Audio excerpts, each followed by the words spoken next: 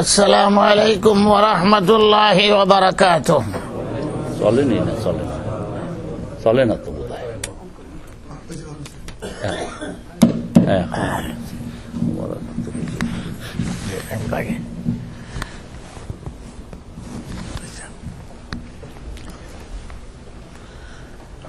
আলহামদুলিল্লাহি কাফা ওয়া সালামুন আলা ইবাদিহিল্লাযীনা ইসতাফা। أما بعد فإن أصدق الحديث كتاب الله وخير الهدي هدي محمد صلى الله عليه وسلم وشر الأمور محدثاتها وكل محدثة بدعة وكل بدعة ضلالة وفي رواية سبيلها إلى النار. فقد جاء في الخبر عن النبي الصادق الأبر وهو الصادق المصدوق صلى الله عليه وسلم حيث قال: من صلى علي واحدة صلى الله عليه عشرة. اللهم صل على سيدنا ومولانا محمد وعلى آل سيدنا ومولانا محمد عدد ما تحب وترضى كما تحب وترضى يا كريم. وبالسند المتصل منا إلى الإمام الحافظ الحجة أمير المؤمنين في الحديث أبي عبد الله محمد بن إسماعيل بن إبراهيم بن المغيرة بن برجزبة بن بزجبة اليماني الجوفي البخاري رحمه الله تعالى إياه وإيانا، ومتعنا الله بعلومه وفيوزه إلى يوم القيامة آمين. قال: حدثنا أحمد بن أشكاب قال حدثنا محمد بن فضيل عن عمارة بن القعقاع عن أبي زرعة عن أبي هريرة رضي الله تعالى عنهم أنه قال: قال رسول الله صلى الله عليه وسلم: كلمتان حبيبتان إلى الرحمن خفيفتان على اللسان ثقيلتان في الميزان سبحان الله وبحمده سبحان الله العظيم. سبحان الله وبحمده سبحان الله العظيم. سبحان الله وبحمده سبحان الله العظيم. আমি বাঙালি, বাংলাদেশি, আমার কথাবার্তা বাংলা ভাষায় হবে। আশা করি বুঝবার চেষ্টা করবেন। আমি আস্তে আস্তে বলবো যাতে সবাই বুঝতে পারেন। ইংরেজি ভাষায় অনেক সময় আপনারা শুনেন, বাংলাও একদিন শুনেন। এটা আমাদের আন্তর্জাতিক ভাষা, জাতিসংঘের স্বীকৃতি। 40 কোটি মানুষের উপরে বাংলা ভাষায় কথা বলে। আরবি ভাষায় 40 কোটি পাবেন না, উর্দুও 40 কোটি পাবেন না। বাংলা ভাষা ব্যাপৃত, উড়িষ্যা পর্যন্ত বাংলা ভাষায় কথা বলে। আসামেরও 6টা জেলায় বাংলা ভাষায় কথা বলে। তো আমরা বাঙালি মানুষ বাংলাদেশে থাকি, ইংলিশ থোড়া বুঝলেও বলতে পারবো না ধারাবাহিকভাবে। তো মাফ করবেন, বুঝার চেষ্টা করবেন। ওমা তৌফিক ইল্লা বিল্লাহ আলাইহি তাওয়াক্কালতু ওয়া ইলাইহি উনীব। এখানে আমাদের পর্দানিশীন মা বোনেরাও আছেন, যুবকরাও আছেন। আমার মতো বা যারা দেশ থেকে নতুন আসেন তাদের জন্য বুঝতে কোনো অসুবিধা হয় না। এই দেশে যারা জন্ম নিছে, স্কুল কলেজে পড়ে, তাদের জন্য একটু অসুবিধা হয়। তবু আমি সহজ সরল ভাবে বলবো যাহাতে আল্লাহ তাআলা সবাইকে বুঝার তৌফিক দান করে। আমি যে হাদিসটুকু পড়লাম বুখারী শরীফের শেষ হাদিস, এটা দিয়েই বুখারী শরীফকে ইমাম বুখারী শেষ করেছেন। 16 বছর সময় লাগছে এই কিতাবখানি লিখতে।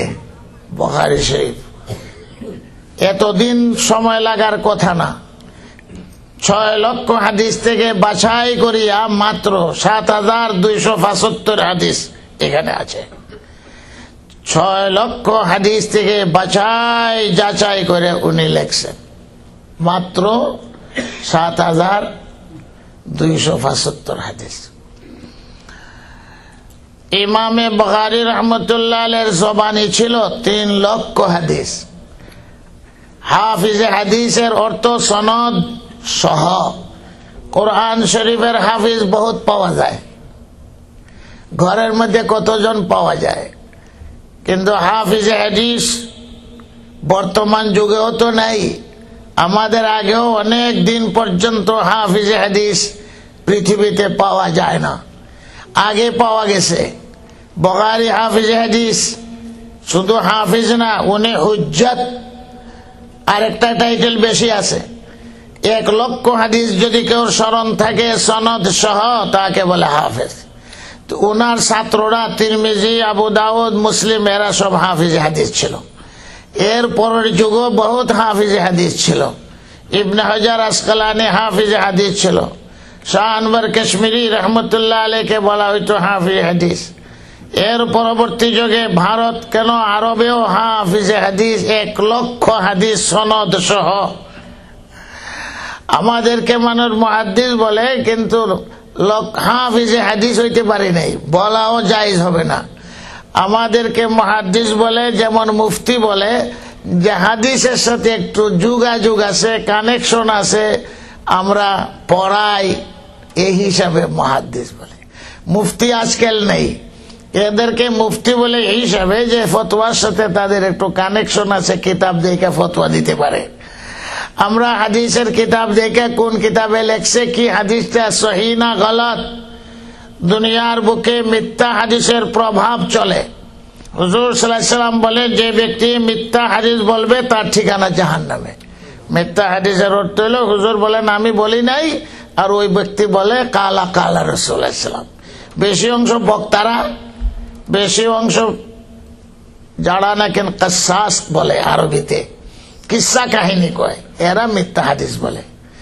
মিথ্যা হাদিস নাম দিয়া দিল হুজুর সাল্লাল্লাহু আলাইহি ওয়াসাল্লামের, মানুষের মনে করলো সাংঘাতিক বক্তা। আসলে হাদিসের কোনো সূত্র নাই, সনদ নাই, এগুলাকে মৌজু বলে।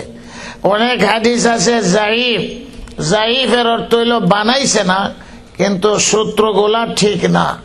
সূত্রের মধ্যে যাদের নাম নেওয়া হয়েছে সব বিশ্বস্ত না, তখনই জাইফ বলে। কমজোর মানুষ একটা যেমন কমজোর হয়, হাদিস একটা কমজোর হয়। জাইফ হাদিসের উপরে আমল করা যায়, কিন্তু হুজ্জত দলিল বানানো যাইবে না, আমল করতে পারবেন। এটা হলো জাইফ। এক ব্যক্তি বাজারে গেছে, ইরাকের বাজারে, তো সেখানে বেগুন নিয়ে আসে, ব্যবসা করত। এখন বেগুনের বদনাম আছে, গুণ নাই বেগুন, আরবিতে বলে বাজিনজান। এখন এই বেগুন আর কেউ নেয় না। এখন সে একটা বুদ্ধি আটলো যে আমার বেগুন তো আজকে আর বিক্রি হবে না, কেউ তো কিনেই না, দাম করে না। তখন মালের, কাঁচা মালের কাছে দাঁড়াইয়া, এটা কত আগের কথা, আজকের থেকে 1000 বছর আগের কথা, এটা বুদ্ধি বাইর করছে যে একটা হাদিস কই।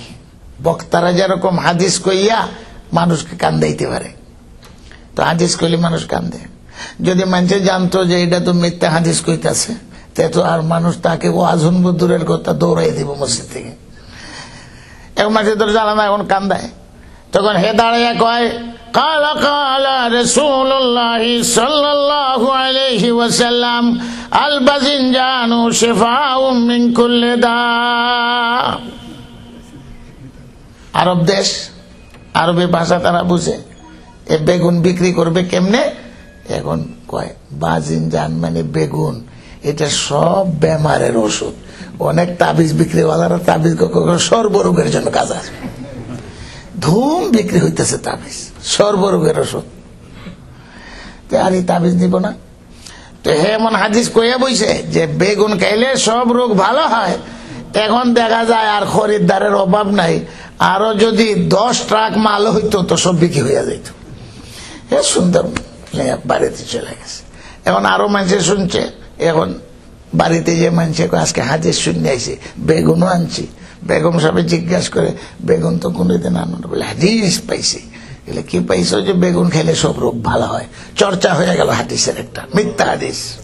হুজুর সাল্লাল্লাহু এরকম বলেন নাই।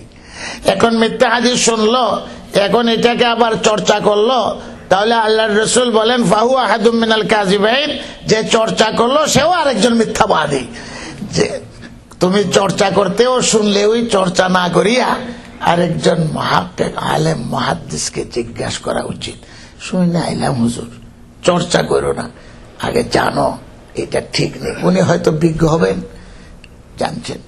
আল্লাহ রাসূল সাল্লাল্লাহু আলাইহি ওয়াসাল্লাম বলেন আল্লাহুম্মা আরহাম খুলাফাই, আমার খলিফাদের উপরে তুমি দয়া মায়া করো। দোয়া করছেন। খলিফার অর্থ প্রতিনিধি। সাহাবারাই প্রশ্ন করেন, রাওয়াহু তাবরানী, তাবরানী শরীফ হাদিসের কিতাবে রাওয়ায়াত। কালু মান খুলাফাউকা ইয়া রাসূলুল্লাহ, যাদের জন্য দোয়া করলেন এরা কে? খলিফা কে আপনার? খলিফার তো অনেক অর্থ আছে। রাষ্ট্র চালায় খলিফা, একজনের প্রতিবাদী বানায় খলিফা। আমাদের দেশে দর্জি আছে যে সিলাইয়ের কাম করে, হেরো কয় খলিফা। আর বানিয়া চুং আছে এক জায়গায়, এটার মধ্যে খলিফা কারে কয়? যে খতনার কাম করে, হেও খলিফা। খতনা সুন্দর কথা। তো খলিফার তো অনেক অর্থ আছে। মান খুলাফাউকা ইয়া রাসূলুল্লাহ, খলিফা বলতে কি বোঝাচ্ছেন আপনি? বলেন আল্লাযীনা ইয়ারউনা আহাদিসি ওয়া ইউআল্লিমুনান নাস, যারা আমার হাদিস বর্ণনা করবে আর মানুষকে শিক্ষা দিবে, এরাই প্রকৃত পক্ষে আমার খলিফা। এটা আমার কাম।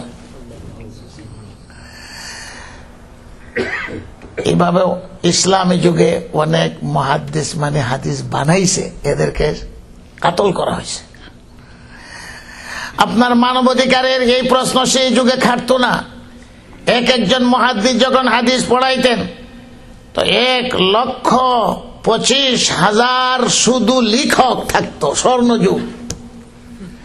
যে একজন মুহাদ্দিস ইবনে জাওজি আসছেন, মানুষের শুনছে, তখন মানুষের মধ্যে হাদিস শোনার যে আগ্রহ, 1,25,000 মানুষ যিনি গণছেন যে যারা দোয়াত কলম লইয়া হাদিস লিখতেছে। মানুষ হাদিস লিখত কেন? এক মুহাদ্দিস থেকে হাদিসটা শুনলো। উনি একজন মুহাক্কিক বিজ্ঞ মুহাদ্দিস ইবনে জাওজি। এরকম ইবনে তাইমিয়া, ইবনুল কাইয়ুম, এরা বড় বড় হাফেজ হাদিস, এরা বলে হাফিজ ইবনে তাইমিয়া। ইবনুল মুবারক, ইমাম আজম আবু হানিফার ছাত্র আব্দুল্লাহ ইবনুল মুবারক। আব্দুল্লাহ নাম হইল আব্দুল্লাহ, মুবারকের পুত্র আব্দুল্লাহ। মুবারককে সে ছিল বাগানের মালিক, বাগানে কাজ করতো, পানি দিত। আরব দেশে আমাদের লোক আছে সৌদিয়া, বাগানে কাম করে, পানি দিয়ে খেজুর গাছে, এই তো কাম। গাছের তেলে পানি নেবে, চাকরি তার, বাংলাদেশ থেকে আনছে। মুবারক হইল সেই লোক মালিক, কিন্তু বাগানের ফল মিষ্টি, কাঁচা, চৌকা কিচ্ছু বলতে পারে না। আনার বাগান আছে, ডালিমের বাগান, তারপর আপেলের বাগান। মালিক একদিন আসছে, মুবারক কাজ করে, আয়সা বলে আমার জন্য ভালো আপেল আনো। আপেল এনে দিছে, খাট্টা। আর এটা তো সাদা আপেল তো বিভিন্ন রকমের আছে, সব থেকে মিষ্টি। আর একটা আনছে, এটাও খবর নেই, ভালো না। মালিক 3বারের সময় রাগ করছে, তোমার ভালো দেখে আনবা, তো এটা তো আনো খাট্টা, চুকা, মিষ্টি পাও না। কোনটা মিষ্টি আর কোনটা খাট্টা এগুলো তো আমি কইতে পারবো না। আমি তো বাগানে পানি দিই, চাকর রাখছো, আমি খাইয়াও দেখছি না। এটা তোমার আরেক ইঞ্জিনিয়ারে জানে। আমার তো হইলে পানি দেওয়া, পাহারাদারি করা, আমি তো খাইয়ে দেখছি না কোনোদিন কোনটা চোখা কোনটা মিঠা। মালিকের তো মন এই মুবারকের প্রতি, জানি এত বড় আমানতদার, তাহলে আমার মেয়েকে বিবাহ দিবার জন্য পাত্র পাচ্ছি না, এই লোকের কাছে বিবাহ দেব, এটা মনে মনে নিয়ত করছে। মালিক এত বড় দিনদার পরহেজগার। আরে সব বাসের মালিক কি মদ খায়নি? অনেক বাসের মালিক দেখবেন তবলিগওয়ালাও আছে, খুঁজা দেখবেন মাশাআল্লাহ তাহাজ্জুদ পড়ে। মালিক গাড়ি কিনছে, রাস্তায় ছেড়ে দিছে রুজির জন্য। ওই মালিকের মেয়ে পর্দানিশীন, তাহাজ্জুদ, কোরআন শরীফ জানে। এ উপযুক্ত কোন ছেলে পায় না যার কাছে বিবাহ দেব। মালিকে সে বাড়ি গিয়ে নিয়ত করছে এই ছেলের কাছে বিয়ে। এত বড় আমানতদার, আল্লাহর রাসূল আমানতদার, সাহাবারা আমানতদার, আল্লাহ রসুল বলেন যার কাছে আমানতদারি নেই সে ইমানদার হইতে পারে না। আমানতদারি আছে, দেশে টাকা পাঠাইয়া দেখেন কিরকম আমানতদার। শালা আমানতদার না শ্বশুর মেয়ে আমানতদার? শ্বশুর মেয়ে যদি কাছে যে যদি কয় শ্বশুর সাহেব টাকা যে পাঠাইছিলাম, কয় হারামজাদা কয় কি টাকা হিসাব চাই, মেয়ে আটকে দিল, এর কাছে আর মেয়ে দিতাম না, শ্বশুর কাছে টাকা পাঠাইয়া। আর শালা যদি লাগাল পায় তোর কোথায় নেই। মসজিদের টাকা মারতেছে, মাদ্রাসার টাকা মারতেছে, মানুষের টাকা মারতেছে, দেশে মাইরে এদিকে মাইরা দেশে চলে যায়। আমানতদারি নাই। লা ঈমান লাহু লিমান লা আমানাত লাহু। আল্লাহর ফেরেশতা জিবরাইলের টাইটেল জিবরাইলে কোন না তো আমিন, জিবরাইল আমিন কোন না, আমানতদার। জিবরাইল আমানতদার। জিবরাইল এরপরে রাসূল সাল্লাল্লাহু আলাইহি টাইটেল কি? আল আমিন। মানুষে কইতো, কাফিররাও আমানত রাখতো, মানতো না নবী কিন্তু জানতো আমানতদার। সাহাবায়ে কেরাম আমানতদার, আল্লাহর ওলিরা আমানতদার। বুঝছেন? আমিন, আমানতদারি নেই। মুবারক বড় আমানতদার, মালিকে টের পাইছে, রে বাবা রে বাবা, এতদিন কাজ করে একটা ফল সে মুখ দিয়েও দেখে নাই, না মেয়ে বিয়া দিব, আমার মেয়ের উপযুক্ত স্বামী চেয়ে হবে। স্থির করছে, ওয়াইফের লোকে পরামর্শ করছে, মেয়ে ওই রকম আমাদের মেয়ের মতো না। মাশাআল্লাহ, বিদেশ আইলে তার কথাই নাই, বাংলাদেশও এখন খালি যদি টের পায় মা বাবা বিয়ার টমটমন্ট করতেছে, তো বান্ধবীর দিয়ে খবর দেব, আমার বিয়ার খবর আমি জানি, মা বাবা কি জানি। আরো যদি একটু বেশি পণ্ডিত হয় তাহলে কইব আমার দেহ আমার মন যাকে ইচ্ছা তাকে দিব, তারা কি এটা বেশি পণ্ডিত হলে। আর হুজুর সাল্লাল্লাহু আলাইহি সাল্লাম খাদিজাকে বিবাহ করবেন, হুজুর কোনদিন দেখেনও নেই। 40 বছরের মেয়েকে বিবাহ করছেন, রাসূলুল্লাহ সাল্লাল্লাহু আলাইহি ওয়াসাল্লামের বয়স 25। চাচা যদি রাজি হন আমি রাজি আছি, এক কথায় শেষ। আবু তালিবকে সবাই দোষারোপ করলো, তোমার স্বার্থের জন্য তুমি একটা যুবক ছেলেকে এই বুড়া বেটি বিয়া করাইতেছ। খাদিজা তো 40 বছর বয়স, তোমার স্বার্থের জন্য। বংশের কেউ রাজি না। পরামর্শ মিটিং হয়েছে, অনেকে কয় তোমার ছেলেকে জিজ্ঞেস করছো? বলে এটাও তো ঠিক, ছেলেকে তো জিজ্ঞেস করিনি। ছেলেকেটা মুহাম্মদুর রাসূলুল্লাহ, তার বাপও নাই, মাও নাই, ভাইও নাই, বোনও নাই, কে নেই, একলা সংসার। তো স্থির হইল, যাও কয়েকজন মুরব্বী যে জিজ্ঞাসা করো ছেলে রাজি কিনা। এটা মুরব্বীদের পরামর্শ। সব গেছেন হুজুর ইসলামের কাছে, বাবা তোমার খবর আছে নি? তোমার চাচা তো খাদিজার প্রস্তাব গ্রহণ করছে, খাদিজাকে বিয়া করাইব, বয়স 40। খাদিজাকে হুজুর চিনেন, ব্যবসা করছেন, চাকরি করছেন, কিন্তু খোদার কসম কোনদিন হযরতে খাদিজার চেহারার দিকে রাসূল ইসলাম তাকাইয়া দেখেননি। আমানতদার,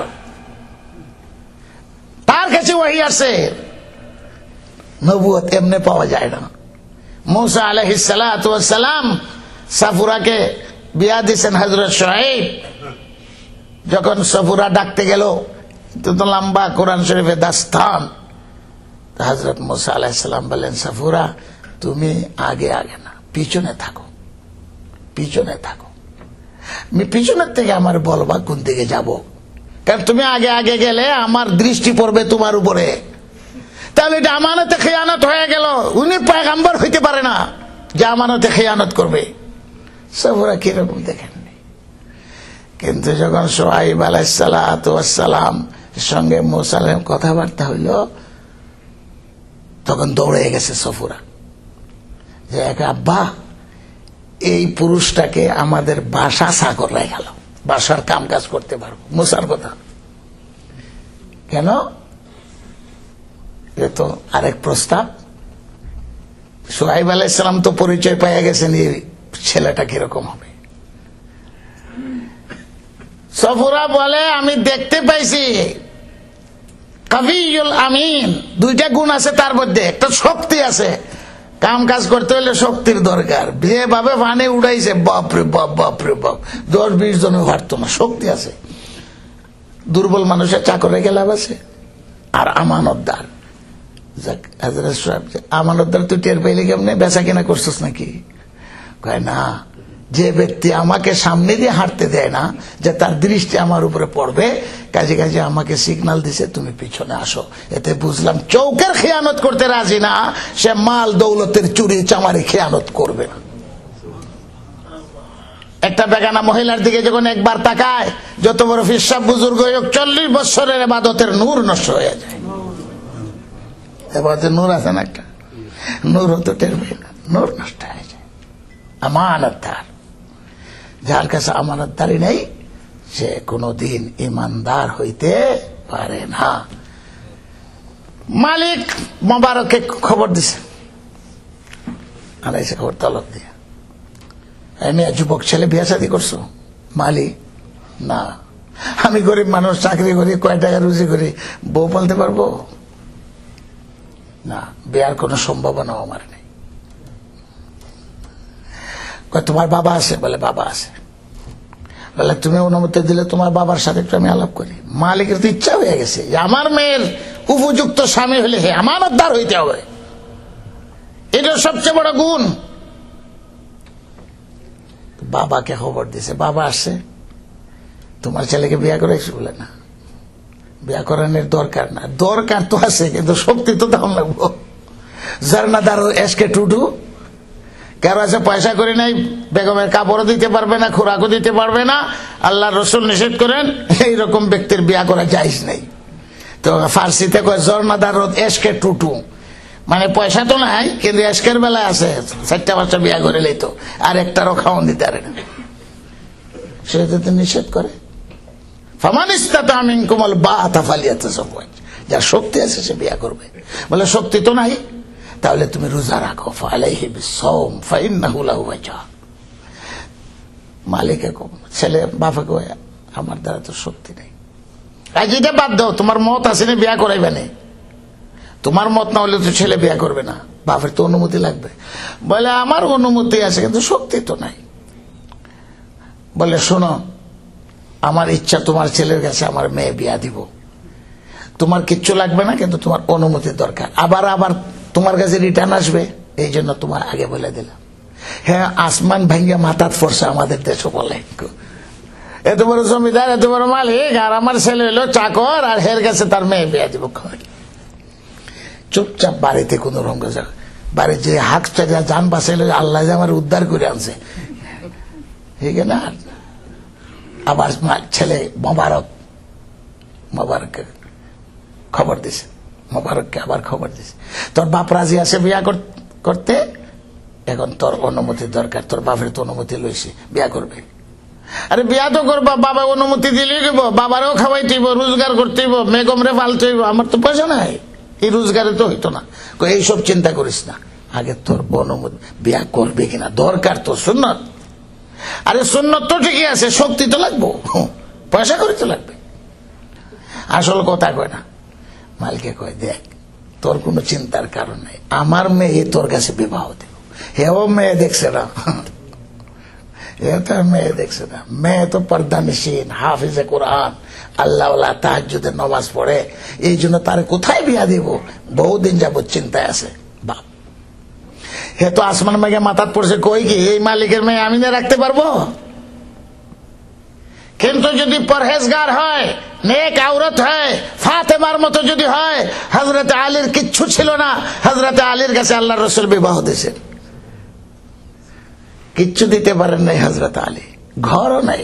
আবু তালিবও গরিব ছিলেন, তো ভাড়া ঘরে হুজুর সাল্লাল্লাহু আলাইহি ওয়াসাল্লাম সাহায্য করছেন, কিরায়া ঘরের মধ্যে ফাতেমাকে নিয়ে উঠাইছেন হযরত আলী রাদিয়াল্লাহু তাআলা। আলীর কিচ্ছু নাই। হুজুর বলেন, মিয়া মেয়ে তো নিবা, কন্যা তো উঠাইয়া নিবা, কিছু আসেনি ব্যবস্থা। এই সময় তো আবু তালিব দুনিয়াতে নাই, কোনো ব্যবস্থা নাই। তা আমার টাইম দেন, শ্বশুর কাছে টাইম চাইতেছে। তো উট আসিল, উট নিয়ে পাহাড়ে যাইতেন, সেখান থেকে ঘাস কাটতেন না, বাজারও বিক্রি করতেন, ওইটা দিয়ে কিছু পয়সা জমা করছেন, এরপর দিয়ে কন্যা উঠাই নেবেন হযরত আলী রাদিয়াল্লাহু তাআলা। ফাতেমা হুজুর সাল্লাল্লাহু আলাইহি ওয়াসাল্লাম আলীকেই পছন্দ করছেন বিবাহ দেওয়ার জন্য। ফাতেমা ওই কথা বলেন নাই, খাওয়াইবো করতে গা, আমার দেখাশোনা করবো করতে গা, এত কিছুই নাই। ফাতেমার তো এই কোনো আপত্তি ছিল না। এটার নাম হইল নেক আওরাত। যাই হোক, হে মাথা ভেঙে পড়ছে মোবারকের, চুপ করে বসে রয়েছে, চোখে পানি আসতেছে। কয় কি আমার কাছে বিয়া দিবে, আমি কি করবো? তুই কোনো চিন্তা করিস না, সব জিম্মাদারি আমার, তুই খালি রাজি হয়ে যা। যাও, শেষ পর্যন্ত মোবারক রাজি হইল। ওই মোবারকের কাছে বিবাহ দিলেন। ওই মোবারকের পুত্রই হইল আব্দুল্লাহ, বিশ্ব বিখ্যাত মুহাদ্দিস, ইমাম বুখারীর উস্তাদ। হাদ্দাসান আব্দুল্লাহ ইবনুল মুবারক কইয়া বুখারী শরীফে হাদিস। আর আব্দুল্লাহ পড়ছেন কার কাছে? ইমাম আজম আবু হানিফা রাহমাতুল্লাহ আলাইহির কাছে। বুখারীর 6 জন উস্তাদ আছে, যে 6 জন উস্তাদ আবু হানিফা ইমাম আজম থেকে বুখারী শরীফে হাদিসের রওয়ায়াত আছে। 6 জন উস্তাদ যারা ইমাম আবু হানিফার কাছে হাদিস পড়ছে। আব্দুল্লাহ ইবনুল মুবারক যখন বাদশাহ হারুন রশিদের যুগ, ইবনুল মুবারক আব্দুল্লাহ ইবনুল মুবারক, মুবারকের পুত্র আব্দুল্লাহ, তো গরিব মানুষের ছেলে, বিশ্ববিখ্যাত মুহাদ্দিস। এখন কে আর আব্দুল্লাহ গরিব নাকি? আব্দুল্লাহর বাবা তো মুবারক, জমিদারের মেয়ে বিয়া করে গরিব রয়েছে, কিন্তু বাপের অবস্থা এরকম। আব্দুল্লাহকে উনি পড়াইয়া মা কিরকম বুঝতে পারছেন তো। সারা দুনিয়ায় হাদিস সংগ্রহ করেছেন, আবু হানিফার দরবারে গেছেন, আহমদ ইবনে হাম্বলের দরবারে গেছেন, এক যুগের লোক হাদিস সংগ্রহ করছেন, বিখ্যাত মুহাদ্দিস। এখন উনি বাগদাদ শহরে আগমন হইব, একজন হাজি সাহেব আইলে রিসেপশন দেয়, মন্ত্রী মিনিস্টারকে রিসেপশন দেয়, ঠিক না? গায়িকারও দেয়, নায়িকা গায়িকা হেরারও দেয়। এয়ারপোর্ট গরম। ইবনুল মুবারক মুহাদ্দিস আসবেন, বাগদাদের মানুষ দাওয়াত দিছে, হারুন রশিদের কোয়ার্টার আছে, জুবাইদা খাতুনকে নিয়ে সেই বিল্ডিং এ বাদশাহ হারুন রশিদ। হঠাৎ করে শুনে শহরের মধ্যে হুলস্থুল আরম্ভ হয়েছে। কিসে? বাদশাহ হারুন রশিদ তো জানে কিসে, বলে ইবনুল মুবারকের আগমন হচ্ছে বাগদাদ, এই জন্য মানুষ শহর ছাড়িয়ে রিসেপশনের জন্য যাইতেছে। শহরের মানুষ ভেঙে পড়ছে, আব্দুল্লাহ ইবনুল মুবারক আসতেছে, মোবারকের পুত্র। মোবারকের কোন টাইটেল নাই, মালি রহমতুল্লাহ কেউ কয় না, কিন্তু আব্দুল্লাহ ইবনুল মুবারক। জুবাইদা বলে, তুমি যখন বিদেশ সফর করে আসো তো কোনদিন তো দেখলাম না তোমার এরকম রিসেপশন, যে কয়েকটা চাকর নগর মন্ত্রী টিরতে যায়, আজকে শহর ভেঙে সব মানুষ বাইরে চলে গেছে। তো জুবাইদা হারুন, তোমার এই রাজত্বর চেয়ে, তোমার রাজত্ব হইল আমালা, মন্ত্রী মিনিস্টার, যাদেরকে তুমি কাম চালাও। আর এই ব্যক্তির রাজত্ব দেখা যায় মানুষের কলবের মধ্যে, যে মানুষ গাড়ি ঘোড়া কিচ্ছু চায় না, সব শহর সাইডে চলে গেছে তার রিসেপশন দেওয়ার জন্য। তোমারে তো কোনোদিন দেখি না বাহির থেকে আইলে মানুষ এইভাবে রিসেপশন দিতে। ইবনুল মুবারক এলো বুখারীর উস্তাদ আব্দুল্লাহ, তার থেকে উনি হাদিস গ্রহণ করছেন। আসছেন শহরে আব্দুল্লাহ ইবনুল মুবারক, এটা দেখলো জুবাইদা, রাত্রে হাদিসের দরস। হাদিস কেমনে? হাদিস উনি শুনাইবেন, আর যারা শ্রোতা থাকবে আর লেখবো, হাদিস পাইবো কই? উনি তো সনদ সহকল বলবেন।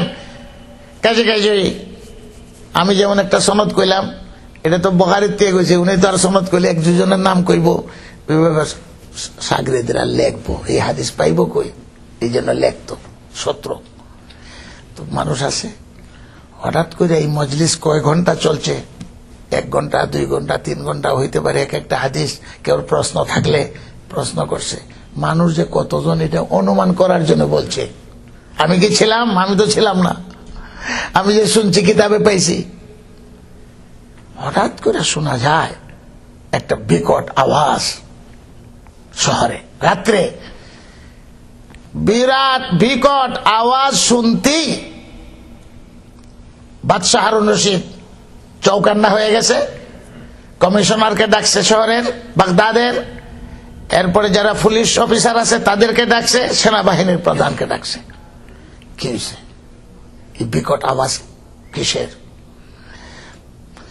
বাদশাকে বলা হলো, হারুন আপনি থামেন, আমরা চেক করি।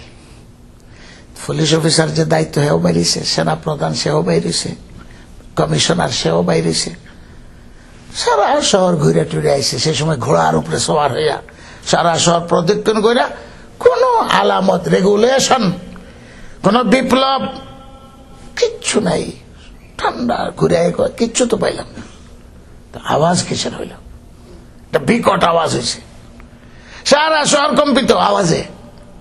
যাই দেখে কিছু নেই, সারা শহর ঘুরে টুরে তারা পড়তেছে।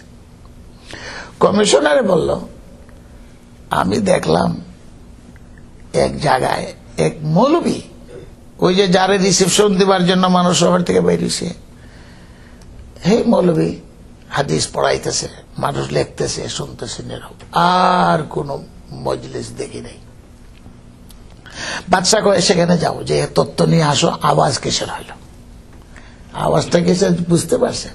আওয়াজ হইল যে যখন মানুষ কত লোক ছিল এটা অনুমান করার জন্য স্বর্ণযুগ, উনি হাদিস পড়াইবার সময় হেসি আইছে, হেসি আইলে কি বলা সুন্নত? আলহামদুলিল্লাহ। আপনি যে শুনবেন আলহামদুলিল্লাহ কি বলবেন? ইয়া রাহমাকাল্লাহ। ইয়া রাহমাকাল্লাহ বলা কিন্তু ওয়াজিব। ও তাসমিতুল আতিস, কেউ যদি হেসি দেয় তার জবাব দাও, কিন্তু শর্ত হইল যে হেসি দিব হে আলহামদুলিল্লাহ বলতে হবে। আমি যদি আলহামদুলিল্লাহ না বলি, আপনাকে ইয়া রাহমাকাল্লাহ বলতে পারবে না। আমাকে বলা আপনার উপরে ওয়াজিব হবে না, না বললে গুনাহ হবে না। তো ফইলাও শর্ত হইল যে হেসে দিব সে আলহামদুলিল্লাহ কইত। ইবনুল মুবারক তো আলহামদুলিল্লাহ বলছেন একা, সেই সময় তো মাইকও ছিল না। আলহামদুলিল্লাহ। ছাত্ররা যে ছিল এরা একসঙ্গে সবাই বইলা উঠছে ইয়ারহামুকাল্লাহ। ওই ইয়ারহামুকাল্লাহর আওয়াজে সারা শহর কম্পিত হয়ে গেছে। ইয়ারহামুকাল্লাহ বলতে কয় মিনিট লাগবো? 1 মিনিটও লাগে না। এটা তো সাথে সাথে শেষ হয়ে আওয়াজ হয়ে গেছে একটা, শেষ, আবার নীরব নিস্তব্ধ। এখন অনুমান করেন ওনার হাদিস শোনার জন্য বাগদাদে কত লোক সমবেত হয়েছিল।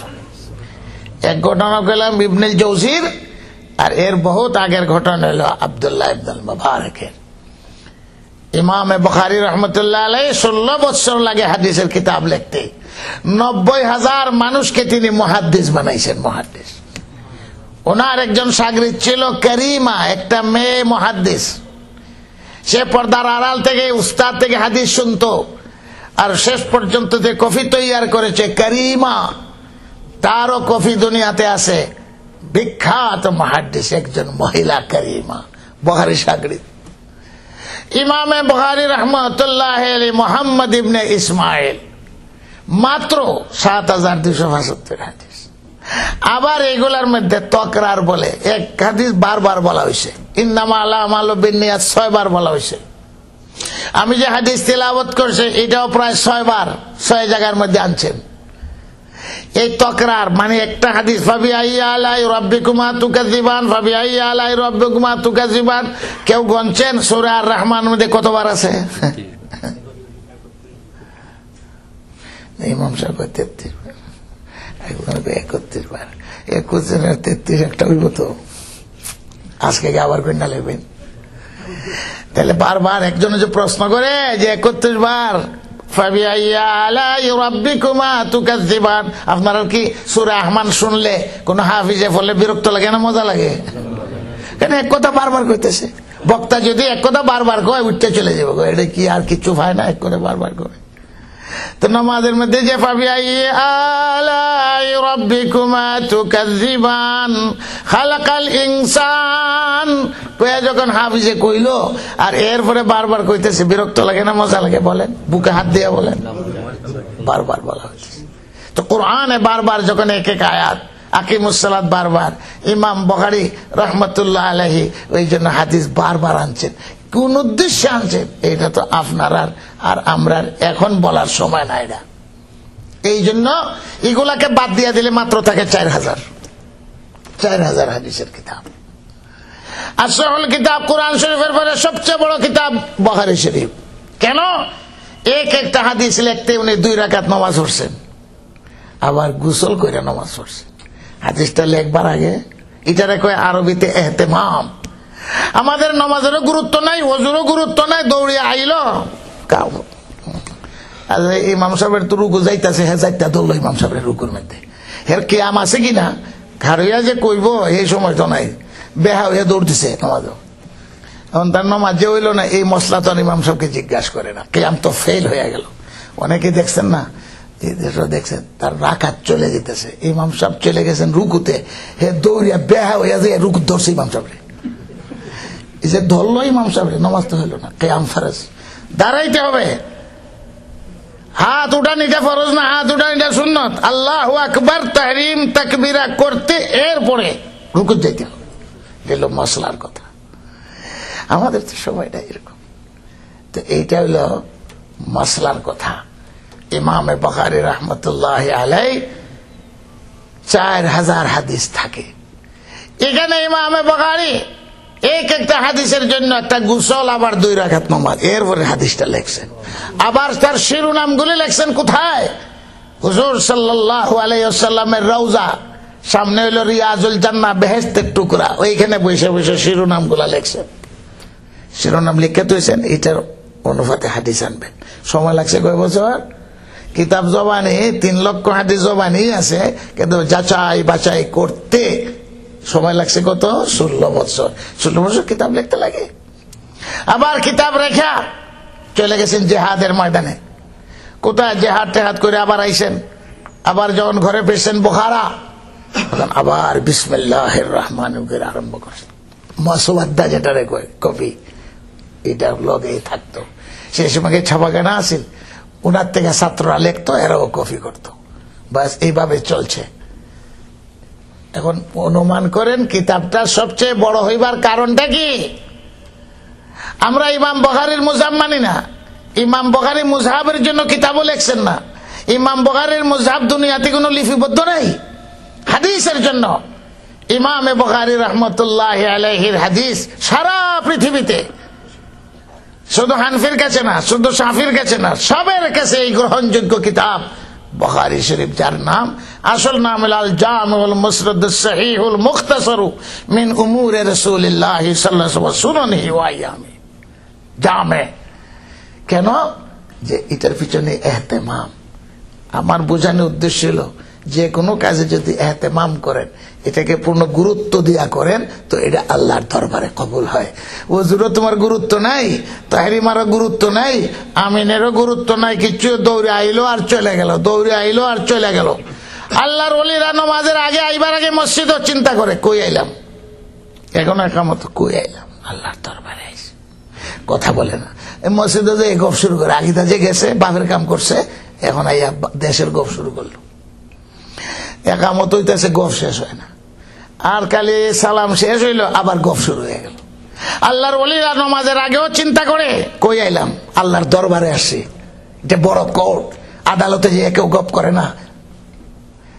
একজন যাইয়া ডাইন দিকে বাম দিকে চাইল হাকিমের সামনে, হাই জাজ কোর্টে, মামলা মুলতবি করে ডিসকাস করে দিছে। এখানে আদালতে আইসে কাঠগড়ায় দাঁড়াইছে, ডাইন বেসায় কেন, যারা আদব কাজা জানে উকিলে শিখাই দে, খবরদার দেখিস, ধর্ম শেষে জজে কে শিবকে তার বের করে দিচ্ছে, মুলতবি করে গেছে। এটা বেয়াদব, এটা মানুষের সামনে মানুষ, তুমি আল্লাহর সামনে দাঁড়াইছো। আল্লাহর ওলিরা মসজিদে যাইবার আগে, মসজিদ আল্লাহর ঘর, আল্লাহর কোর্টে, আল্লাহু আকবার ফজা চিন্তা করে। যখন নামাজ পড়ে যায় দৌড় দেয় সব, হে বইয়া চিন্তা করে, কিতাব পড়লাম, আস্তাগফিরুল্লাহ তো 3 বার বললো, ঠিক হয়ে আছে, আস্তাগফিরুল্লাহ আস্তাগফিরুল্লাহ মাফ করো। হে বইয়া চিন্তা করে, আমার এটা কবুল হইল কিনা। পড়লাম তো 4 রাকাত নামাজ, 10 রাকাত পড়লাম, কেউ বেদুম পড়তেই থাকে, মাশাআল্লাহ। রুকু হইল কিনা, সজিদা হইল কিনা, কিচ্ছুর খবর নেই। ওযু কামিল মুকম্মল করে করো, আল্লাহ রাসূল সাল্লাল্লাহু আলাইহি সাল্লাম বলে। ভালো করে দেখো, একটা চুল পরিমাণ জায়গাও যদি খোলা থাকে, যেখানে পানি লাগছে না, ওযু চুল পরিমাণ জায়গা শুকনা রয়েছে, ওযু তো হইল না, কিন্তু আল্লাহ রাসূল ধমক দেন, এটা জাহান্নামের আংরা হবে, জাহান্নামের আংরা হবে। তুমি তো মনে করছো খুব দৌড় দিছো। হযরত আলী রাদিয়াল্লাহু তাআলা আনহু এই জন্য সবসময় মাথা কামায় রাখতেন। পুরুষ মানুষ, জানাবতের গোসল ফরজ। হযরত আলী ভয় পাইতেন, যদি চুলের গুড়ে আমার পানি না যায়, যা সব সময় কামাই রাখবো, সিলাই রাখতেন হযরত আলী রাদিয়াল্লাহু আলী হায়দার, এই ভয়ে যে চুলের গুড়া যদি পানি না যায়। এখন তো জানাবতের গোসল করে, মেয়েরাও করে, পুরুষরাও করে, যে ওর খুললো কিনা, কানের ভিতরে পানি গেল কিনা, নাকের ভিতরে পানি গেল কিনা, এর খবর আছে কিছু? জানাবতের ফরজ গোসল, এটার নাম হলো ইহতিমাম। এতেমাম বুঝাইবার চাইতেছি। গুরুত্ব সহকারে ওযু, মসজিদে যাইব, ডাইন পাও দিয়ে বাম পাও দিয়ে গেল, আবার বাইরে চলে যেতেছে। কোর্ট থেকে যখন আপনি বাইরে আইবেন, আপনি চিন্তা করবেন না যে আমার কেসের কি হইল, এমনি দৌড় দেয়। নামাজ তো ভুলে এলাম, কবুল হইল কিনা। রশিদ আহমদ গঙ্গুহি রহমতুল্লাহ আলাই, ভারতের বহুত বড় মুফতি, মাওলানা আজাদি আন্দোলন 1857 সনে করেছেন। 700 বছর পিছনের দিকে তাকাইলো এত বড় আলেম খুঁজা পাওয়া যায় না। রশিদ আহমদ গঙ্গুহি, গঙ্গু আব্দুল কুদ্দুস গঙ্গু। তো রশিদ আহমদ গঙ্গুহি রহমতুল্লাহ আলাইহির মুরিদ ছিল। কথায় কথা আসতেছে, একদিন যে বলে, হুজুর আজকে যে নামাজ পড়িয়া প্রতিদিন মুরাকাবা করে, সে নামাজ পড়ে দৌড় দেয় না যে আমার নামাজটা কবুল হইল কিনা। আল্লাহর রাসূল বলছেন আমরা যে আমল করি বেহেশতের মধ্যে তার ফসল তৈরি হয়। সুবহানাল্লাহ বলে গাছ লাগানো হয়, আমার জন্য বিল্ডিং তৈরি হয়, আমার জন্য হুর তৈরি হয়। এটা তো হাদিসের কথা। তো উনি নামাজ পড়ে মুরাকাবাত বইয়া দেখেন আমার নামাজে কি তৈরি হইল বেহেশত প্রতিদিন। এটা হলো দিলের আয়না। আজকে কম্পিউটার বেরিয়েছে, টেলিভিশন বেরিয়েছে, বুঝার আর অসুবিধা আছে? এটা হলো পদার্থ বিজ্ঞান, জড় পদার্থের বিজ্ঞান আবিষ্কার হয়েছে। আর আগের জমানায় ছিল কলবের বিজ্ঞান। দিল সাফ হইলে এখান থেকে হাজার হাজার মাইল দূর দেখতে পারে। হযরত উমর খুতবার মধ্যে বসছেন, হযরত উমর আর হাজার হাজার মাইল দূর সেনাপতি সারিয়া যুদ্ধ করতেছে, এখানে বয়ে বয়ে আয়নার মতন দেখতেছে, আয়নার মতন দেখতেছে। কি হইতেছে আফগানিস্তান, ঘরের কোনাত বইয়া বইয়া দেখতেছে। কোনানোর দুনিয়াত কিতা হইতেছে আজকাল মেশিন আবিষ্কার হয়েছে, ঘরে বইয়া দেখতেছে। এটা আবিষ্কার করা মানছে। আর যারা সাফ এটার কয়েক কাশ মেম্বারে বইয়া বইয়া দেখতেছেন হযরত উমর রাদিয়াল্লাহু তাআলা আমার সেনাপতি সারিয়া বিপদে পড়ে গেছে, দুশমন পিছনের থেকে আসতেছে। এই সময় হযরত উমর মিম্বরে বইয়া ডাক দিতেছেন, অথচ খুতবার লাগি বলছে ইয়া সারিয়া আল জাবাল আল জাবাল আল জাবাল। জাবাল মানে পাহাড়ের দিকে তাকাও, পিছনের থেকে দুশমন আসতেছে। সারিয়াও ঠিক শুনছেন আমার কথা, আপনারা যেরকম শুনতেছেন হাজার হাজার মাইল দূর থেকে সারিয়া শুনতেছেন। হযরত উমর চিৎকার করে বলতেছেন পিছনের দিকে তাকাও, পাহাড়ের দিকে দুশমন এই দিক থেকে আসতেছে। যখন পিছনের দিকে তাকাইছে আল্লাহ তাআলা হেফাজত করছে। এই যে দেখলেন কোন মেশিনে? দিলের মেশিনের দ্বারা দেখলেন। দিলের মেশিন, দিল যদি সাফ হয়, অন্তর যদি সাফ হয়। আজকে জড় পদার্থ এই বিজ্ঞান মানুষ আবিষ্কার করেছে। আর হুজুর সাল্লাল্লাহু আলাইহি সাল্লামের সাহাবাদের বিজ্ঞান হলো, হযরত রাসূল করিম সাল্লাল্লাহু আলাইহি সাল্লাম বলছেন তোমরা বর্তন মুছা ভালো করে খাও, বর্তনে তোমাদের জন্য দোয়া করে, ইস্তেগফার করে। সাহাবায়ে কেরাম বলেন তিরমিজি শরীফের রওয়ায়াত যে আল্লাহ রসুল যখন বলছেন বর্তন ভালো করে চাইটা মুইছা খাও, বর্তন দোয়া করে, ইস্তেগফার করে, সামি'না। সাহাবায়ে কেরাম বলেন আমরাও মুইছা খাইছি আর আমরা শুনতেছি আমাদের বর্তন আমাদের জন্য দোয়া করতেছে আর ইস্তেগফার করতেছে। নবীর হাদিস বাস্তবে তারা প্রমাণিত করেছেন। তাদের কান ওয়াশ করা, তাদের দিল ওয়াশ করা। কথা বুঝতে পারছেন? এহতেমাম চাই। রুজুর এহতেমাম নাই, নামাজেরও এহতেমাম নাই, যাইবার পরে ওটাই গঙ্গু হিসাবের মুরিদ প্রতিদিন এইভাবে দেয়। আর একদিন যে হুজুর আজকে যে নামাজ পড়লাম মুরাকাবাত বইয়া দেখে আমার হুর যে বেহেশত তৈয়ার হইছে এটা খানা খানা অন্ধ, চোখ নাই, কানা। ফিরের কাছে কইব না তো কার কাছে কইব? বাজারে কইলে দোকানে দিয়া। গঙ্গু হিসাব দেরি না, এরা হইল মুর্শিদ। এই নামাজ কেমনে পড়ছস? ধরছেন। আমার মনে হয় তুই নামাজ পড়ছ দিল হাজির করবার লাগে চোখ মুজ্জা। চোখ তুই চোখ মুজ্জা সুন্নত না চোখ খোলা রাখে সুন্নত? সজিদার দিকে তাকায় রাখো। চোখ মুজ্জা কয় দিল হাজির করতে হইব। ইতা করে গেলি চোখ মুজ্জা যে মুখ রইল কিতাবে লেখা, মুখ রইল। আর তুমি কইবা তোমার যুক্তি, তোমার যুক্তি তো কিতাবে মানে না। নবীর সুন্নাত চোখ দিয়ে চায় থাকবা সজেদার জায়গার দিকে। হুজুর তো চোখ মুজ্জা নামাজ পড়ছেন না। যখন চোখ বুঝা যে নামাজ পড়ছে সুন্নতের উল্টা হইছে। গঙ্গু হিসাব শূন্যই বলেন তুই সুন্নতের উল্টা নামাজ পড়ছ, এই জন্য তোর হুর হইছে কানা অন্ধ। তুই নিজে কানা, তুই সুন্নতের উল্টা করছিস অন্ধ। তুই চোখ বুঝা নামাজ পড়লে কেন? সুন্নতের উল্টা কেন কাম হইতে পারে না? এটা হলো দৃষ্টান্ত। এহতেমাম কয়ডারে আমার রুকু সাজদা সবটি জন্য সুন্নত তরিকা মতে হয়, তাহলে নূর পয়দা হবে, বেহেশতের মধ্যে এরকম পাইবেন। এটা তো ঘটনা আসলো। ইমামে বুখারী রাহমাতুল্লাহি আলাইহি যেভাবে এহতেমামের সাথে কিতাব লেখছেন আর কোন মুহাদ্দিস এভাবে করে নাই। আজকাল মুহাদ্দিস বহুত আছে, ওযু ছাড়া নামাজ কিতাব পড়ায়। আর ইমাম বুখারী লেখার জন্য গোসলও করছেন, 2 রাকাত নামাজও পড়ছেন, আর এরপরে কিতাব লিখছেন। আমাদের উস্তাদদেরকে দেখছি ক্লাস করবার সময় আইলেন, যে উস্তাদরা কাছে পড়ছি সেই উস্তাদার এখন পাওয়া যেত না। ওনার যে বড় ভাই আমার ক্লাসমেট, বুঝছেন, ইমাম হযরত ইমাম সাহেব, এই হযরত ইমাম সাহেবের বড় ভাই মাওলানা ইনায়েতুল্লাহ বরিশালী সরসেনার পীর সাহেবের দামান, একসাথে ক্লাস দৌড়ায় হাদিস পড়ছি। আর বন্ধুত্ব আছিল, এর থেকে আরো বড় বডি। আর আমি হইলাম এখনো ছুটো, এই সময় ছুটো। আর 2 নম্বরে ছিল মুফতি আব্দুল হান্নান, দরগা মাদ্রাসার মুহাদ্দিস। এই আমরা 3 জন ক্লাসের মধ্যে। এই সময় ওনার ভাই যে আইনে কিতাবে সরা আছে উমদাতুল কারি, বাফের লয়ে গেছিল, ওইটা আমরা দেখতাম।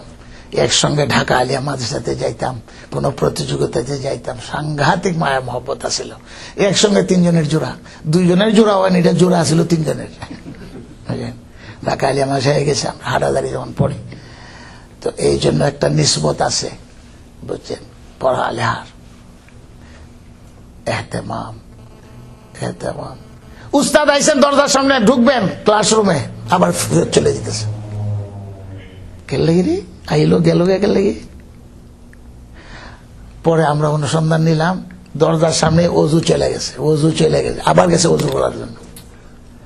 কোন সময় দেখতাম আনা উজ্জু কিতাব পড়া নাই, এখন তো কিতাব ফিসিদা বান্ধে সাইকেলের ফিসি দিয়া।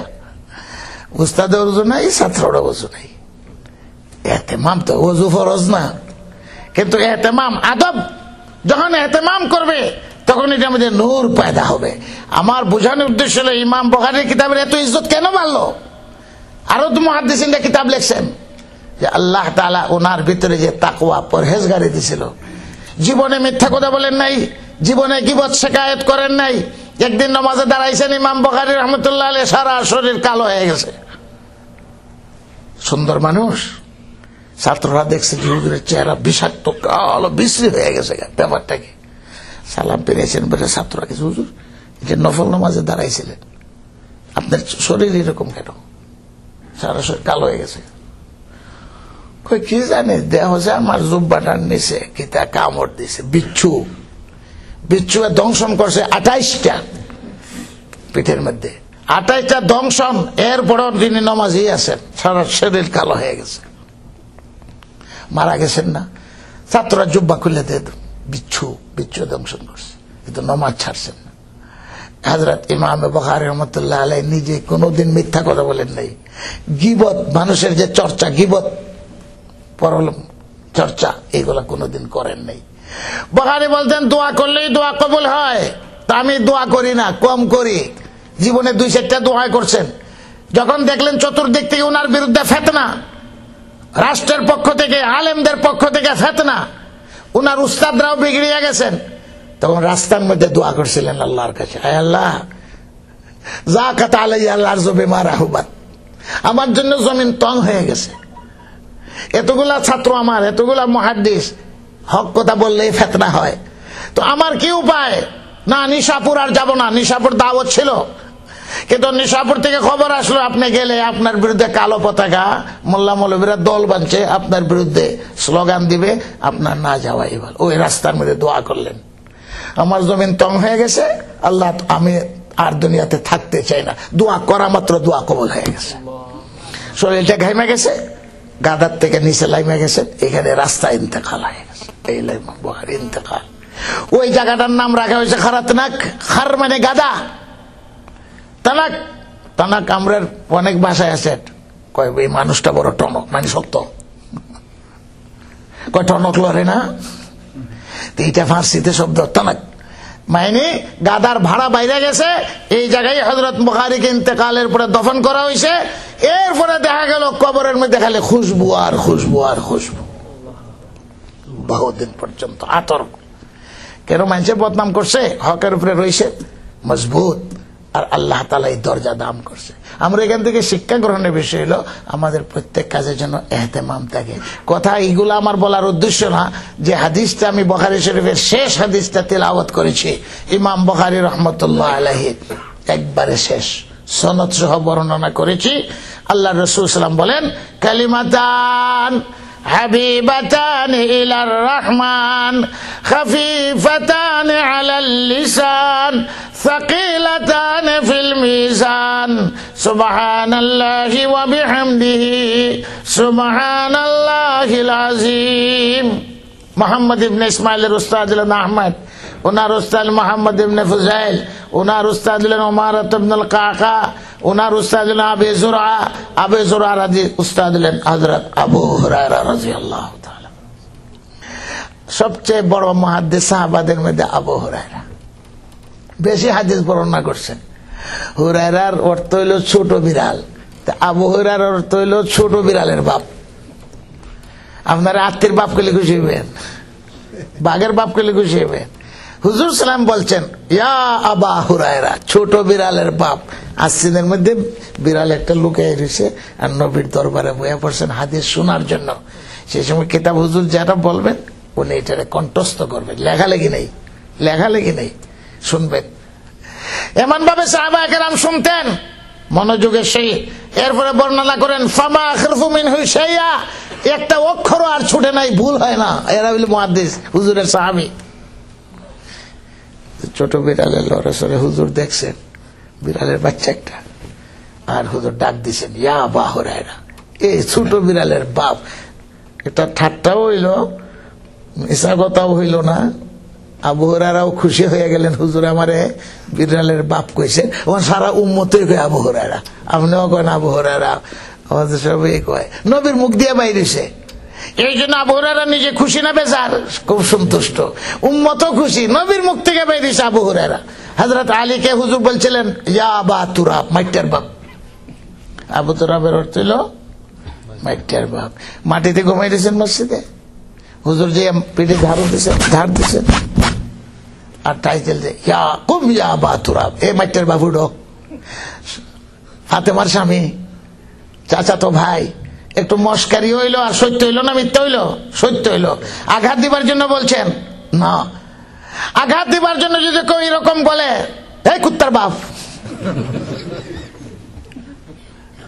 তাহলে যাই জীবন না যাই জীবন হারাম হবে, হারাম হবে।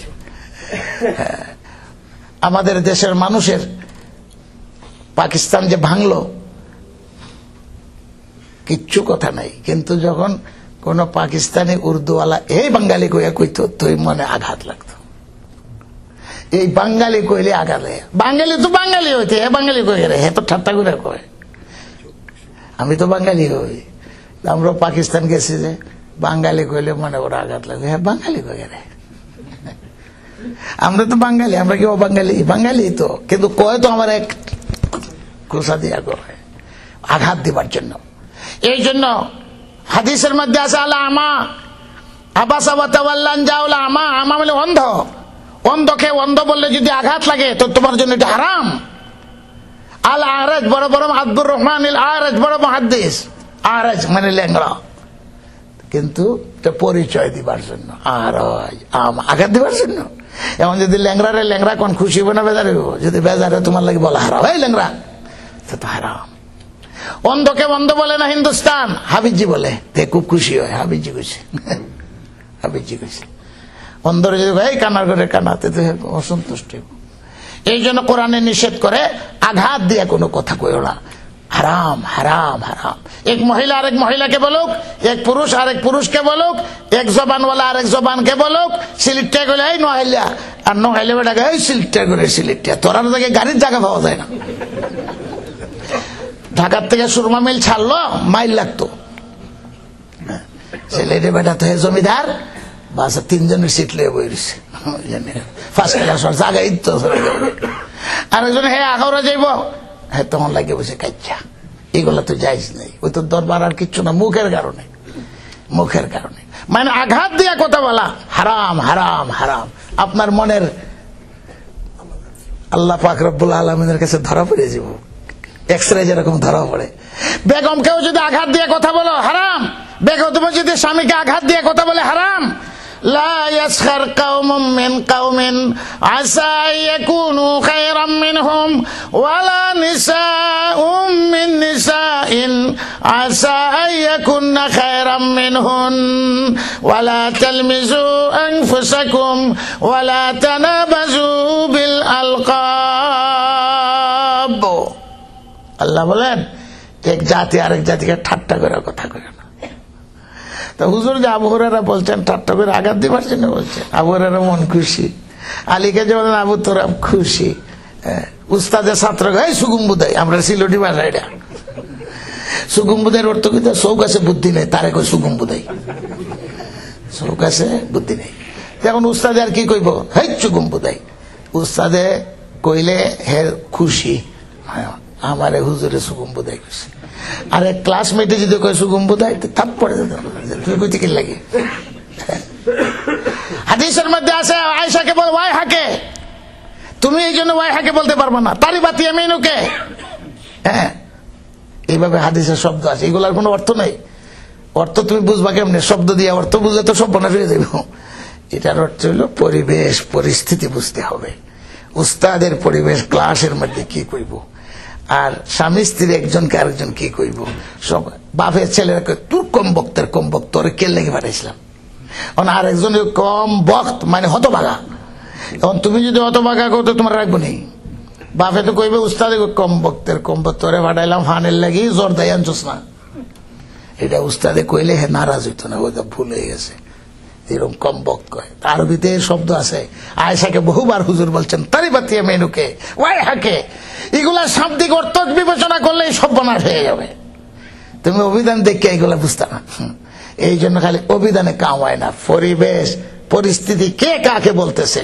সাহাবায়ে কেরাম ইশারায় নবীর কথা বুঝে নিতেন, চৌকের ইশারায় বুঝতেন। বড় ভাইয়া ছোট ভাইরে কয়, বড় ভাইয়া ছোট ভাইরে কয়, বাপের মতো না বড় ভাইয়ের সম্মান। বড় ভাইয়ের দায়িত্ব আছে, কে রে লাইতিয়া তোর কোমরটা ভেঙে গেলাম। বড় ভাইয়া ছোট ভাইরে কয়, বাপে যেরকম ধমক দেয়। এখন আপনি আমার এটার অর্থ সবই বুঝছেন। বড় ভাই যে কইছে লাইতিয়া কোমর ভেঙে গেলে তো হাসি ভেঙে লেব। হ্যাঁ, এটা এটা এটার অর্থ এটা কোমর ভেঙে লেব না। বড় ভাই ছোট ভাইরে কাছে লাইতিয়া কোমরটা ভেঙে গেলাম, এরকম। বাপে কয় দাঁত ফালাই দেবো, দাঁত ফালাই দিব। এটা বুঝতে হইব না, এটা এখন লেখা কিতাবে বই অভিধানতে বুঝতে পারবে। এটা পরিবেশে বোঝাই দেয় যে এটা দাঁত ভাঙতো না, ধমক দিছে। বড় ভাই ছোট ভাইরে কইছে লাইতিয়া কোমর ভেঙে গেল, এটা ধমক দিছে। ছোট ভাইয়া কয় এমনি ঠেং দেয়, বুঝছেন নি? ছোট ভাইয়া ঠেং দেয়। এটার অর্থ কিটা? তুই আমার কোমর ভেঙে গেলে তুই আমার ঠেং নাই, আমিও কোমর ভেঙে গেলাম। যে ঠেং দেখাইলো এটার অর্থটা কি? এটাই তো বোঝা যায়।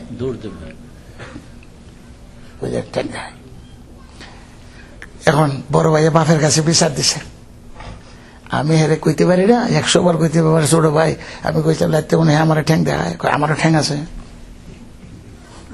বাপে ডাকছে ছোটটারে, এই তোর ভাই মুরব্বী 100 বার কইতে পারে, তুই বলে ঠ্যাং দেখাইছস? দেখাইছি তো। অস্বীকার করে এটা, দেখাইছি। বেয়াদব, বড় ভাইয়া তোর কইলে তুই আবার ঠ্যাং দেখাইছস? ঠ্যাং দেখানোর অর্থ তো এই কথা, তোমার যেরকম বাঙ্গাল এবার কথা আছে আমারও ঠ্যাং আছে, আমিও বইয়া থাকতাম না। ছোটটা কয় আল্লাহ আপনিও আগের হেল্লা মানুষ, পুরা মানুষ, বুঝলেন না কিছু।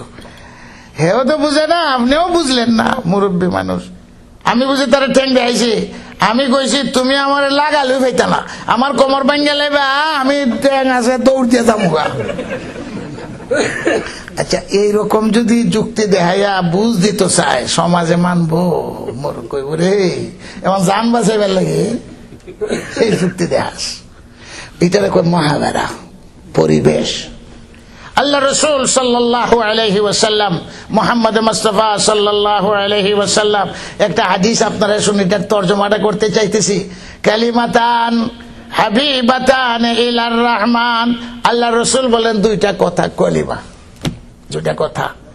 হাবিবাতান ইলার রহমান, আল্লাহর কাছে বহুত পিয়ারা, মাহবুব, আল্লাহ পছন্দ করে। খাফিফাতান আলাল লিসান, পড়তে খুব হালকা, লিসান জিহ্বা, যেন সুবহানাল্লাহি ওয়া বিহামদিহি পড়তে হালকা না, পড়তে কোনো কঠিন না। কিন্তু সাকিলাতান ফিল মিজান, নেকির পাল্লায় খুব ভারী হবে। তাহলে বুঝা গেল আমল বেশি করলেই নেকির পাল্লায় ভারী হবে না। দেখেন মধুর ওজন আর তেলের ওজন সমান নেই, দেখতে তো একরকমই দেখা যায়। সরিষার তেল আর মধু, কোনটার ওজন বেশি হবে? মধুর ওজন বেশি। মধু আর স্বর্ণে সমান? ওজনে বেশ কম আছে কিনা? এক টুকরা স্বর্ণ হইলে তার কত ওজন? পাথরের ওজন আর অন্য মাটির ওজনে সমান। আমলও এরকম, ছোট আমল কিন্তু ওজন বেশি। ওজন বেশি কোন কারণে হয়? ইখলাসের কারণে হয়। ওজন কোন কারণে হয়? শরীয়ত মতো হওয়ার কারণে হয়। ওজন কোন কারণে হয়? সুন্নত মতো হওয়ার কারণে হয়। ফাটকুটি আছে না আমরা দেশে? ফাটকুটি সাংঘাতিক ওজন, ওজন আছে না? নাম ওই ফাটকুটি, তোরে দেবে ফাটকুটির মতো লাগে, ওয়াইসে দেবে ফাটকুটি। পাটের শলা, ওজন নেই। খের, এটার ওজন আছে? ওজন নেই। ধানের ওজন আর খেরের ওজনের সমান? একটার সাথে একটা লটকি আছিল খেতে, এখন খেরের ওজন নাই, ধানের ওজন বেশি। ধানের ওজন বেশি না চাউলের ওজন বেশি? চাউলের ওজন বেশি। তো আমল আপনি করবেন, আমলেরও কম বেশি আছে। এই হাদিসে প্রমাণ যে সব আমলের ওজন সমান না। সুবহানাল্লাহি ওয়া বিহামদিহি সুবহানাল্লাহিল আযীম, এই যে দুইটা কলিমা, দুইটা কথা, আল্লাহর রাসূল সাল্লাল্লাহু আলাইহি ওয়াসাল্লাম বলেন পড়তে খুব হালকা, ওজনের মধ্যে খুব ভারী, আর আল্লাহর কাছে বড় পেয়ারা। তিনটা গুণ হইল। এক গুণ হইল আল্লাহর কাছে পেয়ারা, 2 নম্বর হইল পড়তে খুব হালকা, 3 নম্বর হইল ওজনের মধ্যে বেশি ভারী হয়।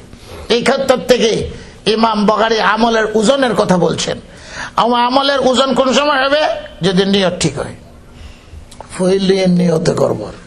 মসজিদ বানাইছে, মাদ্রাসা বানাইছে, স্কুল বানাইছে, দেশ চালাইতেছে, হ্যাঁ আমার নামে ব্রিজটা হইব, সাংঘাতিক ওজন হইব। পहिले তো নিয়ত খারাপ। নিয়ত যদি খারাপ হয় আমলের কোনো ওজন হবে না। ইলেকশনে ভোট পড়ে, কম্পিটিশন, মাশাআল্লাহ চাচা বাতিজা দুইজনে কন্টেস্ট, সবই আশাবাদী আমি ফাঁস করব, বিপুল ভোটে জয় লাভ করিব। যখন গণনা শুরু হইছে, গণনা এখন খালি মিস, ভোট মিস যায়, শিল ঠিক মতো পড়ছে না, এটা বাদ বাদ, ক্যান্সেল ক্যান্সেল ক্যান্সেল। এখন চাচারে জিজ্ঞাসা করে, চাচা খবর কি? ভোট তো পাইছিলাম ঠিক হয়, কিন্তু আল্লাহ মিস গেছে গা, মিস, অনেক ভোট ক্যান্সেল হয়ে গেছে। এই ক্যান্সেল ভোটটা যদি না হইতো তো ফাঁস করতাম। এটা আমাদের দেশের কথা বুঝাইলাম। আপনারাই ভোট দেন, ভোট আবার ক্যান্সেল হয়ে যায়। আমাদের কত আমল যে ক্যান্সেল হয়ে যাবে। হাসরের ময়দানে যখন যাইব, ফালা নুকিমু লাহুম ইয়াউমাল কিয়ামাতি ওয়াজনা, আল্লাহ বলেন কিয়ামতের দিন আমল তো করছে কিন্তু ওজনে আসবে না, ক্যান্সেল ক্যান্সেল। কেন? যাচাই করে দেখা যায় আল্লাহর এক্সরের মধ্যে ধরা পড়ে গেছে, নিয়ত ঠিক না বক্তার, ইমামের নিয়ত ঠিক না, নামাজ যে পড়াইছে, হজ যে করছে, তোয়াফ যে করছে, নিয়ত ঠিক না, হজ করিয়াও হজ বাতিল, নামাজ পড়িয়াও নামাজ বাতিল, হইলে নিয়ত ঠিক নেই। কথা বুঝছেন? এই জন্য প্রথম হাদিস বুখারী শরীফে ইন্নামাল আমালু বিন্নিয়াত, নিয়ত ঠিক করো। তো শেষ হাদিস সাকিলাতান ফিল মিজান, তাহলে মিজানের পাল্লায় আমল ভারী হবে। নিয়ত ঠিক আছে নি, নিজেকে যাচাই করো। তবলিগের ভাইয়েরা কয় করবার একবার যাচাই করো, মাইসকেন একবার যাচাই করো, আর শেষে আরেকবার যাচাই করো। কাম শেষ করে আবার যাচাই করো ঠিক রইল কিনা। অনেকের প্রথম অবস্থায় নিয়ত ঠিক থাকে, মাইসকেন খারাপ হয়ে গেছে। অনেকের মাইসকেনও ঠিক থাকে, আমল করে শেষ করার পরে খারাপ হয়ে যায়। আজকে আমি যে নামাজ পড়ছি, হুজুরও দেখছে, আমার শ্বশুরও দেখছে, আর কথা নাই, আর মুরিদানেও তো দেখছে, কাজে আজকে হাদিয়া তুফা বেশি করে দিব। এটা কিন্তু নিয়ত খারাপ হয়েছে পরে, প্রথম নিয়ত ঠিকই আছে। এখন সে দেখে বহুত মুরিদানে দেখছে, আমার এই নামাজ যখন দেখছে আর এই দোয়া দিব। আর শ্বশুর মেয়ে যখন দেখছে আল্লাহ কন্যা দিব, আর হুজুরে যখন দেখছেন এখন মহব্বত করবেন, তো নিয়ত পরে খারাপ হয়ে গেল, প্রথম ভালোই আছে। কথা বুঝছেন? এই জন্য করে শেষেও দেখো নিয়তটা নেই ঠিক আছে। আল্লাহ তাআলা নিয়তের উপরে সব কিছু, আপনার আমলের ওজন। আচ্ছা নিয়ত ঠিক আছে, এরপরে আল্লাহ তাআলা বলে হাল নুনাব্বিউকুম বিল আখসারিনা আমালা আল্লাযীনা যাল্লা সা'য়ুহুম ফিল হায়াতিদ দুনিয়া ওয়া হুম ইয়াহসাবুনা আন্নাহুম ইউহসিনুনা সুনআ। এমন লোকের আমলের খবর দিব, আমল করিয়াও সে খাসারত, ক্ষতিগ্রস্ত, আমল করিয়াও ক্ষতিগ্রস্ত। সে মনে করে আমি যা করছি এইরকম আর কেউ করতে পারে। আল্লাযীনা যাল্লা সা'য়ুহুম ফিল হায়াতিদ দুনিয়া, দুনিয়াতে বহুত কষ্ট করেছে, রাতকে রাত জাগরণ করেছে, রাতকে রাত জাগরণ করেছে, বছরকে বছর রোজা রাখছে, কিন্তু নবীর তরিকার উল্টা করছে। কথা বলছে, নবীর তরিকার উল্টা করছে। যাল্লা সা'য়ুহুম ফিল হায়াতিদ দুনিয়া ওয়া হুম ইয়াহসাবুন, তারার ধারণা খুব ভালো কাজ করছি, বাপরে বাপ সারা রাত জাগরণ করছি, এতটা হজ করছি, এতগুলা মাদ্রাসা বানাইছি, এতগুলা কাম করছি, মনে মনে আত্মবিলাসিতা বলে এটাকে। তোমার আত্মবিলাসিতা আল্লাহর ধার ধারে না। আল্লাহ তাআলাকে তোমার নিয়ত খারাপ, আর কামল যে করছো নবীর তরিকার উল্টা করছো। আপনি ওষুধ কিনতে যান, যদি লেভেল ঠিক না থাকে ওষুধ কিনবেন, ফার্মেসিওয়ালাকে না এটা ঠিক না, আরে বাবা এটা ঠিক আছে আমি গ্যারান্টি কই না, লেভেল নেই, লেভেল নেই। যখন আমরা আমল করি প্রত্যেকের আমল আসমানের দিকে যায়। ইলাইহি ইয়াসাদুল কালিমুত তাইয়্যিব ওয়াল আমালুস সালিহু ইয়ারফাউহু। আমি যখন কলিমা পড়লাম লা ইলাহা ইল্লাল্লাহু মুহাম্মাদুর রাসূলুল্লাহ, এটা জমিনে থাকে না, যায় আসমানে, যে আল্লাহর আরশের কুটির ধরে রাখে। ইলাইহি ইয়াসাদুল কালিমুত তাইয়্যিব। আল্লাহ তাআলা জিজ্ঞাসা করেন ব্যাপার কি? বলে আমি সুপারিশ করতে আসছি, যে ব্যক্তি কলিমা পড়ছে আল্লাহ তাআলা তুমি তাকে মাফ করে দাও, আমার কলিমা আমার জন্য সুপারিশ করে। ওয়াল আমালুস সালিহু ইয়ারফাউহু, নেক আমল আসমানের মধ্যে যায়। এখন যখন লেভেল দেখে না, তো ফেরেশতারা আবার আমলকে দুনিয়াতে ফিরাইয়া দেয়, দেখে সুন্নত মতো হয়েছে কিনা। ওযুটাও হয় নাই, নামাজটাও হয় নাই, তাওয়াফটাও হয় নাই, রোজাটাও হয় নাই, জিকিরটাও হয় নাই, নবীর তরিকার লেভেল নাই, এটা আর আল্লাহর দরবারে কবুল হবে না। এই জন্য পয়গম্বরকে আল্লাহ পাক নমুনা পাঠাইয়া আমাদের জন্য পাঠাইছেন। আল্লাহ নিজেই বলেছেন তোমাদের জন্য নমুনাকে মুহাম্মদুর রাসূলুল্লাহ সাল্লাল্লাহু আলাইহি ওয়াসাল্লাম। কলিমার দুইটা অংশ, এক অংশ হলো লা ইলাহা ইল্লাল্লাহ, আর দুই নম্বর অংশ হলো মুহাম্মদুর রাসূলুল্লাহ। এটার মধ্যে তো আমরা চিন্তা করি না। আল্লাহ শিক্ষা দিয়েছেন কোরআন শরীফে, এটা ওয়ালামু আন্নাহু লা ইলাহা ইল্লাল্লাহ, আল্লাহ ছাড়া কোনো মাবুদ নেই। কবর পূজা করে, ফির পূজা করে, লা ইলাহা ইল্লাল্লাহ ঠিক আছে, মুখে কয় লা ইলাহা ইল্লাল্লাহ, লা ইলাহা ইল্লাল্লাহ, গৌসে আজম ইল্লাল্লাহ, এইটাও কয়। আমি ঢাকাতে এক রাত্রে ছিলাম, হঠাৎ করে রাত্রে, এটা সবরাতে ছিল, রাত্রে যখন উনি জিকির মারতেছে, লা ইলাহা ইল্লাল্লাহ, গৌসে আজম ইল্লাল্লাহ কইতাছে, যা মনে হয় তা ওই কয়, বুঝা কয়, বুঝে না যে এইটাও তো বুঝে না, কয় আমি খুব বুঝি। লা ইলাহা ইল্লাল্লাহ ছাড়া কোনো মাবুদ নেই, কাজে কবর পূজা পীর পূজা চলতে পারে? মাবুদ একমাত্র কে? আল্লাহ রাব্বুল আলামিন। এই দিক ঠিক হইল। এরপরে এখন আমাদেরকে শিক্ষা দেওয়া হয়েছে, আমরা এই কলিমা পড়ে মুসলমানে ঢুকলাম, মুহাম্মাদুর রাসূলুল্লাহ সাল্লাল্লাহু আলাইহি ওয়াসাল্লাম। একবার দুরূদ শরীফ পড়েন, 10 বার রহমত নাজিল হয়। নবীর নাম শুনলে আর যেন কইয়া দেওয়ার দরকার নাই, সাল্লাল্লাহু আলাইহি বলবেন, এটা কইয়া দেওয়া লাগতো কেন? যখন সাহাবীর নাম শুনবেন রাদিয়াল্লাহু তাআলা, কোন বুজুর্গের নাম শুনলেন রাহমাতুল্লাহ বলেন, শয়তানের নাম শুনলেন লা হাওলা ওয়ালা কুওয়াতা ইল্লা বিল্লাহ, যে কইয়া দেওয়া লাগে না। এমন আমল আছে যাচাই বাছাই ছাড়া আল্লাহ তাআলা কবুল করেন। এই প্রশ্ন যদি আপনাদেরকে করি, উত্তর কি দিবেন? যাচাই নাই, বাছাই নাই। টাকা পয়সা যাচাই বাছাই, ওষুধ যাচাই বাছাই, হজ বাছাই হয়, নামাজ বাছাই হয়, যাচাই হয়। একটাই মাত্র আমল আছে আল্লাহ তাআলা যাচাই বাছাই সারা কবুল করে নেন। এটা হলো দুরূদ শরীফ। দুরূদ শরীফ যেহেতু দুরূদ শরীফের অর্থ হলো আল্লাহুম্মা সাল্লি আলা সাইয়্যিদিনা মাওলানা, আমরা নবীর উপরে রহমতের বর্ষণ করো। এটা আমরা কই আল্লাহর কাছে কইতেছি, আয় আল্লাহ, আল্লাহুম্মা আল্লাহ আল্লাহ সাল্লি আলা সাইয়্যিদিনা মাওলানা মুহাম্মদ, আল্লাহ রহমতের বর্ষণ করো। আল্লাহ তাআলা যখন আমি দোয়া করলাম আল্লাহর নবীর উপরে রহমতের বর্ষণ করে, এটা আল্লাহ রিটার্ন দিবেন। ওযু সারা, নামাজ সারা, এমনে দাঁড়াইয়া, বসিয়া, ঘুমাইয়া, মহিলাদের শরীর পাক না তবুও দুরূদ শরীফ পড়তে পারে, ওযু নাই দুরূদ শরীফ পড়তে পারে। ড্রাইভাররা দেখছেন সৌদি আরব গেলে গাড়ি স্টার্ট দিতেছে বিসমিল্লাহ সাল্লাল্লাহ, আতর বালি করতেছে সাল্লাল্লাহ। সর্ব অবস্থায় যখন আপনি সাল্লাল্লাহ দুরূদ শরীফ পড়বেন আল্লাহ রাব্বুল আলামিন বিনা যাচাইয়ে বাছাইয়ে আল্লাহ তাআলা কবুল করেন। আপনার নামাজ কিন্তু যাচাই বাছাই হবে, ওযুও যাচাই বাছাই হবে, দুরূদ শরীফ যাচাই। একটাই মাত্র আমল যে যাচাই বাছাই ছাড়া আল্লাহ তাআলা এটা কবুল করে নেন। কেন? দুরূদ শরীফের অর্থ হলো নবীর উপর আল্লাহ তুমি রহমত নাজিল করো। এটা তো আল্লাহ রিটার্ন দিতে পারেন, আমার নবীর লেগে কইতেছে। আমরাও আল্লাহ তাআলা হুকুম দিয়েছেন দুরূদ পড়ো, তো আমরাও কই আমরা দুরূদ পড়বো কেমনে? আল্লাহ তোমার কাছে দরখাস্ত করি, আল্লাহুম্মা সাল্লি আলা সাইয়্যিদিনা মাওলানা মুহাম্মদ। মহিলারা যত দুরূদ পড়বে আমল খুঁজে পায় না, সবসময় একবার পড়লে বেশি হইল। আল্লাহ রাসূল সাল্লাল্লাহু আলাইহি ওয়াসাল্লাম বলেন, যে ব্যক্তি বেশি বেশি দুরূদ শরীফ পড়বে সে আমার কাছে থাকবে হাসরের ময়দানে। আকরাবুহুম ইলাইয়া আকসারুহুম আলাইয়া সালাতান, যে ব্যক্তি বেশি বেশি দুরূদ শরীফ পড়বে সে আমার কাছে থাকবে কিয়ামতের দিন হাসরে। আল্লাহর নবীর কাছে থাকতে চান কিনা? মহিলারা থাকতে চায় কিনা? তো দুরূদ শরীফ বেশি। এখন সারাদিনে একবার পান খায়, এক সপ্তাহে একদিন পান খায়, এটা বেশি পান খাওয়া হয়েছে? বেশি পান খায়, এটা সারাদিন একবার, এটা বেশি লোনি। বেশি কাহাকে বলে? যে সব সময় পান খায়।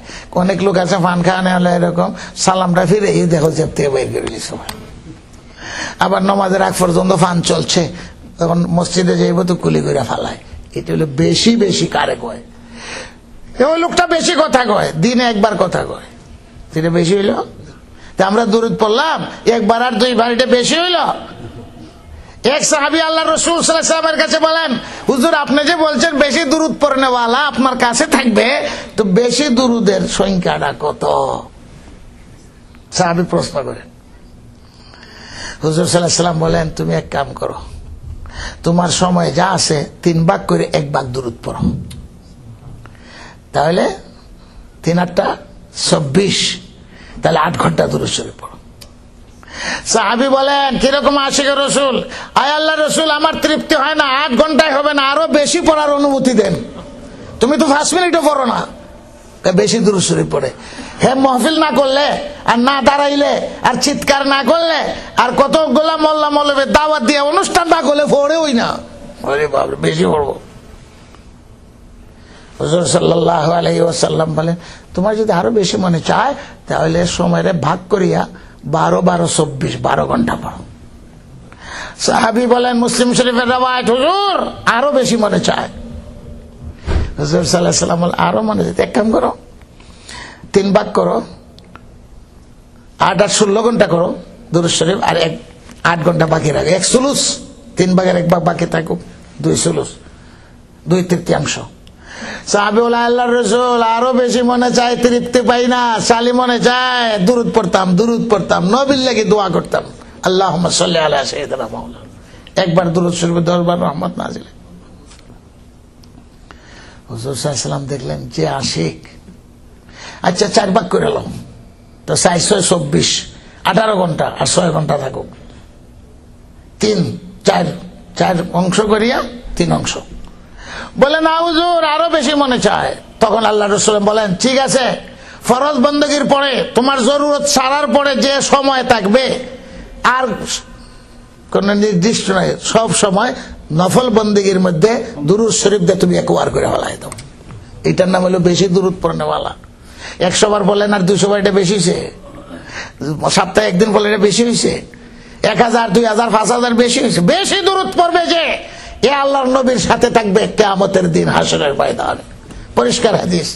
আল্লাহ তাআলা আমাদের মা বোনদেরকেও একটা আমল বেশি বেশি দুরূদ শরীফ পড়ার আল্লাহ তাআলা তৌফিক দেন। আর যে তাসবিহ বললাম শেষ হাদিস, এইটার থেকে অনেক কিছু আপনারা শুনলেন। আল্লাহ রাসূল সাল্লাল্লাহু আলাইহি ওয়াসাল্লাম বলে 100 বার কেউ যদি সুবহানাল্লাহ ওয়া বিহামদিহি, এটা মুসলিম শরীফ বুখারী শরীফের হাদিস, বেশি তো পারলাম না, সুবহানাল্লাহি ওয়া বিহামদিহি সুবহানাল্লাহিল আযীম 100 বার বললাম। পারতাম না 100 বার পড়তে? কে কে পারবেন 100 বার পড়তে? নবীর হাদিস, বুখারী শরীফের হাদিস 100 বার একসঙ্গে পড়ন লাগবো, গাড়িত বইও পড়ন যাইব, হাঁটতে হাঁটতেও পড়ন যাইব, মসজিদে আইতেও যাইতেও পড়া যাইব। হুজুর বলেন 100 বার যদি কেউ তসবিহ পড়ে, এই যাও বুখারী মুসলিমের রওয়ায়াত, তাহলে সমুদ্রের ফেনা পরিমাণ যদি ঝাঁকের পরিমাণ পাপ থাকে, এই তসবিহর বরকতে আল্লাহ মাফ করে দেবে। পারি না আমরা আমল করতে? এটার নাম হলো আমল। দুরূদ শরীফ 100 বার বেশি হয় না। আল্লাহ রাসূল সাল্লাল্লাহু আলাইহি সাল্লাম দুরূদ বেশি করে পড়ার হুকুম দিয়েছে। এখন বলেন কোরআন শরীফে আল্লাহ পাক রব্বুল আলামিন নামাজ বেশি করে পড়ো এমন কথা নাই, হজ বেশি করো এমন কথা নাই, যাকাত বেশি করো এমন কথা নাই। একটা কথা আছে কোরআন শরীফে, ইয়া আইয়ুহাল্লাযীনা আমানু যকুরুল্লাহা যিকরান কাসীরা ওয়া সাব্বিহুহু বুকরাতান ওয়া আসীলা। আল্লাহ তাআলা বলেন জিক্রুল্লাহ, আল্লাহর জিকির বেশি বেশি করে করো। কোথাও পাইবেন না নামাজ বেশি পড়ো, কোথাও পাইবেন না যাকাত বেশি দাও, কোথাও পাইবেন না হজ বেশি করো। একটাই কথাই আছে, আমি এক হাদিস কইলাম, দুরূদ বেশি করে পড়ো নবী বলছেন, আর আল্লাহ তাআলা কোরআনে বলে জিকির বেশি বেশি করে করো। সহজ না কঠিন? যে জিনিসের দরকার বেশি এটা কিন্তু সস্তা বেশি। যে জিনিসটার দরকার বেশি, স্বর্ণ দরকার বেশি, কয়জনের ঘরে স্বর্ণ আছে, দাম বেশি। আর যেটা দরকার বেশি এটা লবণ, নুন, নিমক, এটা দরকার বেশি না কম? সস্তা। নিমক সবচেয়ে সস্তা, দরকার বেশি। যে জিনিস দরকার বেশি এটা সস্তা। দুরূদ শরীফ দরকার বেশি, সস্তা। আল্লাহর জিকির দরকার বেশি, সস্তা। জিকির না থাকলে দিল অন্ধকার হয়ে যায়, দিলটা অন্ধকার হয়ে যায়। আল্লাহর জিকির সবসময় করো, উঠতে বইতে আইতে যাইতে। এই জিহ্বাকে আল্লাহ তাআলা ওয়াকফ করে রাখছেন আল্লাহর জিকিরের জন্য। যখন মানুষ জিকির করে দিল জিন্দা থাকে, জিকির না করলে দিলটা মরে যায়। এটা সহজ না কঠিন? ওযু লাগবো, গোসল লাগবো, সর্ব অবস্থায় আল্লাহর জিকির করো। কিয়ামান ওয়া কুউদান ওয়া আলা জুনুবিহিম ওয়া ইয়াতাফাক্কারুনা ফি খালকিস السماوات والأرض ربنا ما خلقت هذا باطلا سبحانك فقنا عذاب النار। আল্লাহ তাআলা বলেন বুদ্ধিওয়ালা কেডা? যে সব সময় জিকির করে। বুদ্ধিমান কি? উলিল আলবাব কে? বুদ্ধিওয়ালা কেডা? এখন তো বুদ্ধিজীবী ভাই, শিয়ালের বুদ্ধি, বুদ্ধিজীবী শিয়ালের বুদ্ধি খুব বেশি, বুদ্ধিজীবী। আল্লাহকে বুদ্ধিজীবী কে? আল্লাযীনা ইয়াযকুরুনাল্লাহা কিয়ামান ওয়া কুউদান ওয়া আলা জুনুবিহিম। বুদ্ধিওয়ালা কে? যে সর্বাবস্থায় আল্লাহর জিকির করে, দাঁড়াইও করে, বইয়া করে, ঘুমাইও করে। সবচেয়ে বড় জিকির কি? এরপরে টালা কইয়া দিয়েছে, জিহ্বা তো লড়ে না। ওয়া ইয়াতাফাক্কারুনা ফি খালকিস সামাওয়াতি ওয়াল আরদ, বালিশের মধ্যে মাথা রাখছে, কোন চিন্তায় মগ্ন হয়ে গেছে। এইটা হলো সবচেয়ে বড়। এটা পরে কইছেন, মুখ লড়ে না, চিন্তা করতেছে, হায় রে আল্লাহর দরবারে যাইব, হাসরের ময়দানে কি হইব, হিসাব কিতাব কেমনে দিব, পাপ কতটুকু করছি। এইভাবে যদি আসলে সে তো সারা রাত্রই জিক্রুল্লাহর মধ্যে চলে গেল, সারা রাত্র জিক্রুল্লাহর মধ্যে চলে গেল। নফল বন্দেগীর সওয়াব আল্লাহ তাআলা তাকে দান করবেন। ওযুটা করে নিয়ত করে ঘুমাইছে, সারা রাত্র নফল বন্দেগীর সওয়াব হয়ে গেল। বায়েজিদ বুস্তামি রাহমাতুল্লাহ আলাইহি দাড়ি কালো ছিল, সকালে উঠে দেখে মুরিদানরা সাদা হয়ে গেছে। এক রাত্রে সাদা হয়? কলব যারা দেয় কলব, এরা এক রাত্রে সাদা হইতে পারে। রাত্রে আর কলব দিয়েছে না, সকালে দেখা বুড়ো হয়ে গেছে। আমি বলি হঠাৎ বুড়ো হইলে কেমনি? এতদিন তো কালো আসল খিজাব দিয়ে রাখছে। কিন্তু প্রকৃতপক্ষে কালা দাড়ি সাদা হইতে পারে এক রাত্রে। বায়েজিদ বুস্তামির দাড়ি সাদা হয়ে গেছে। মুরিদরা যায়, হুজুর কি অবস্থা? তো সব সাদা। শোনো, আজকে রাত্রে যখন ঘুমাইলাম, বালিশের মধ্যে হাত রাখলাম, এরপরে চিন্তা লেগে গেলাম, আমি আল্লাহর দরবারে কেমনে যাইব, আমার হিসাব কিতাব হইব। এই অবস্থা আমার সারা রাত গেছে। এই যে ত্রাস অন্তরে সৃষ্টি হয়েছে, কিভাবে হিসাব কিতাব দিব, আল্লাহর সামনে আমি দাঁড়াই রয়েছি চিন্তা করতে করতে। এই চিন্তায় সারা রাত্রে গেছে, আর দাড়িটা সাদা হয়ে গেছে। কিরকম প্রেসার পড়ছে, কিরকম প্রেসার পড়ছে। এটার নাম হলো বড় জিকির। চিন্তা চিন্তা করা যায় না। এই জন্য কিতাবে আছে, সামান্য সময় যদি আল্লাহর চিন্তা করো, আমি তো পরকালে যাইব, আমি তো আল্লাহর দরবারে হিসাবে যাইব। কে কে যাইব না? কেউ যদি এই চিন্তা করে আমার আল্লাহ লাগালি হইতো না, এ ইমানদার। কেউ যদি মনে করে আমি মরতামই না, এই ইমানদার। কেউ যদি মনে করে আযাবে কবর মানে না, সেই ইমানদার। কেউ যদি মনে করে আর বের দুজক কি তারে, দুনিয়ার সুখ শান্তি, এটা ইমানদার। বেহেশতকে বিশ্বাস করতে হবে, জাহান্নামকে বিশ্বাস করতে হবে, আল্লাহর দরবারে হাজিরাকে বিশ্বাস করতে হবে, হুজুর সাহেবের শাফাআতকে বিশ্বাস করতে হবে। হুজুর সুপারিশ না করলে কোনো কাম হবে না, কেউর মুক্তি হবে না, নিজের আমল নিজের শক্তি দিয়ে কোনো কাজ হবে না। আল্লাহ পাক রব্বুল আলামিন আমাদেরকে দ্বীনের বুঝ দান করুক। আল্লাহ আমাদেরকে সহি পথে চলবার আল্লাহ তাআলা তৌফিক দান করুক। আমি কলিমার দুইটা অংশ বলছিলাম, এক অংশ এটা আমরা জানা কথা, লা ইলাহা ইল্লাল্লাহ, আল্লাহ ছাড়া কোনো মাবুদ নাই, ইবাদত বন্দি করবো, শিরিক করবো না। শিরিক করলে লা ইলাহা ইল্লাল্লাহ ঠিক থাকে, কিন্তু আমাদের দেশের মানুষ বিপদে পড়লে ওই খালি করলে বাবা দে বাবা, বাবাই দিত। বিপদে পড়লে বেশি যায়, গণকের কাছে যায়, বুঝছেন কথা, জিন হাজরাত করে, ওই শিরিকের মধ্যে লিপ্ত হয়ে যায়। কোথায় গেল তোমার লা ইলাহা ইল্লাল্লাহ? একদিকে কয় লা ইলাহা আল্লাহ ছাড়া কোনো মাবুদ নাই, আর যে পীর পূজা করে, কবর পূজা করে। আর বিপদে পড়লে আমাদের দেশের মানুষ বেশি করে আরো কবর পূজা, পীর পূজা, খাসি বকরি লইয়া যাইব, আর পীর সাহেবরা যাইয়া কইব কবরস্থানে যাইয়া লে বাবা দে বাবা, খাইবার মতন খা, মকসুদ পুরা করে দে। মকসুদ পুরাবো না গেলে এরা কে? লা ইলাহা ইল্লাল্লাহ। তো অর্থ তো বুঝে না, মুখে খালি কয় লা ইলাহা ইল্লাল্লাহ। 2 নম্বর মুহাম্মদুর রাসূলুল্লাহ, হুজুর সাহেব আল্লাহর রাসূল, অর্থাৎ আমার জিন্দেগি হবে মুহাম্মদুর রাসূলুল্লাহ সাহেবের তরিকা মতো। খালি পুরুষের হবে না, মেয়েদেরও হবে, সবেরই তো। রসুল তো সবের না, খালি আমরা একলা। মুহাম্মদুর রাসূলুল্লাহ সেই কলিমা মহিলারাও পড়ে, মহিলারাও জিন্দেগানি হবে মুহাম্মদুর রাসূলের তরিকার উপরে। হুজুর সাল্লাল্লাহু আলাইহি ওয়াসাল্লাম বলে গেছে, আমার তরিকা যেরকম প্রযোজ্য, আমার সাহাবাদের তরিকাও তোমাদের জন্য প্রযোজ্য। তাহলে মহিলারা অনুসরণ করবে ফাতেমার, মহিলারা অনুসরণ করবে হযরত আয়েশার, মহিলারা অনুসরণ করবে হুজুর সাল্লাল্লাহু আলাইহি ওয়াসাল্লামের ফ্যামিলি জিন্দেগি। ওই যে গড়ি দৌড়তাছে 10:15 নামাজ, আপনাদের আমার টাইম না থাকলেও আপনাদের টাইম নেই, বুঝছেন। ইসলামের সবচেয়ে বড় গুরুত্ব ফ্যামিলি জিন্দেগি। এই দেশের মহিলারা এরার ফ্যামিলি জিন্দেগি বুঝে না, মানে না। কিন্তু কোন খ্রিস্টান মহিলা যখন মুসলমানদের ঘরে আসে, এই আমেরিকাতেই আছে, মাশাআল্লাহ, ফ্যামিলি জিন্দেগানি পছন্দ করিয়া সে মুসলমান হইয়া বিবাহ শাদী হইছে মুসলমানের কাছে, আর পুরা ইসলামী জিন্দেগানি অবলম্বন করে। বড় একদিকে গেলাম, দেখলাম 2 ভাইয়া 2 মেয়ে বিয়া করছে, 2টা বুরকা, বাচ্চা কাচ্চা হইছে, ঘর থেকে বাইরে না, আর নামাজ কালাম শিখে, শ্বশুর শাশুড়িও বুঝে, মা বাবাও বুঝে। আমাদের প্রিয় নবী মুহাম্মদুর রাসূলুল্লাহ সাল্লাল্লাহু আলাইহি ওয়াসাল্লাম ফ্যামিলি ওয়ালা জিন্দেগানি করছেন। হুজুরের শ্বশুর আছে, শাশুড়ি আছে, আবু বকর শ্বশুর, উম্মে রুমান শাশুড়ি। হুজুর সাল্লাল্লাহু আলাইহি ওয়াসাল্লামের ছেলে মেয়ে আছে, তেলেরা মারা গেল, আসিল তো ইব্রাহিম ছেলে, তাহের ছেলে কাসিম মারা গেছে, মেয়ে আছে 4 মেয়ে, বিবাহ শাদী দিচ্ছেন, তো নাতি নাতুল আছে হাসান হোসেন। তো হুজুরের নাতি নাতুল আছে, হুজুর সাহেবের মেয়ে আছে, হুজুরের ছেলে আছে, হুজুরের শ্বশুর আছে, হুজুরের শাশুড়ি আছে। একটা অভাব, হুজুর সাল্লাল্লাহু আলাইহি ওয়াসাল্লাম দুনিয়াতে আসার পরে বাবা পান নাই, মা ছোট থাকতে মারা গেছেন, ভাই পান নাই। কিন্তু হুজুর সাল্লাল্লাহু আলাইহি ওয়াসাল্লাম এই বাবার পরিবর্তে আবু তালেবকে বাবার মতো সম্মান দিয়েছেন, চাচা। তাহলে তুমি চাচাকে বাবার মতো সম্মান দেও কিনা? হুজুর সাল্লাল্লাহু আলাইহি ওয়াসাল্লাম মা পাইছেন না, কিন্তু হালিমা সাদিয়া দুধ মারে মার মতন সম্মান দিয়েছেন হুজুর সাল্লাল্লাহু আলাইহি ওয়াসাল্লাম, দেখাই দিয়েছেন আপন মা পাইলে কি করতেন। তাহলে আল্লাহ পাক রব্বুল আলামিন আমাদেরকে মুহাম্মদুর রাসূলুল্লাহ সাল্লাল্লাহু আলাইহি ওয়াসাল্লাম আদর্শ বানাই দিয়েছেন। তো মা বোনদেরকে বলছি, আমরা মুসলমান, আমরা হুজুর সাল্লাল্লাহু আলাইহি ওয়াসাল্লামের ফ্যামিলিকে অনুসরণ করব।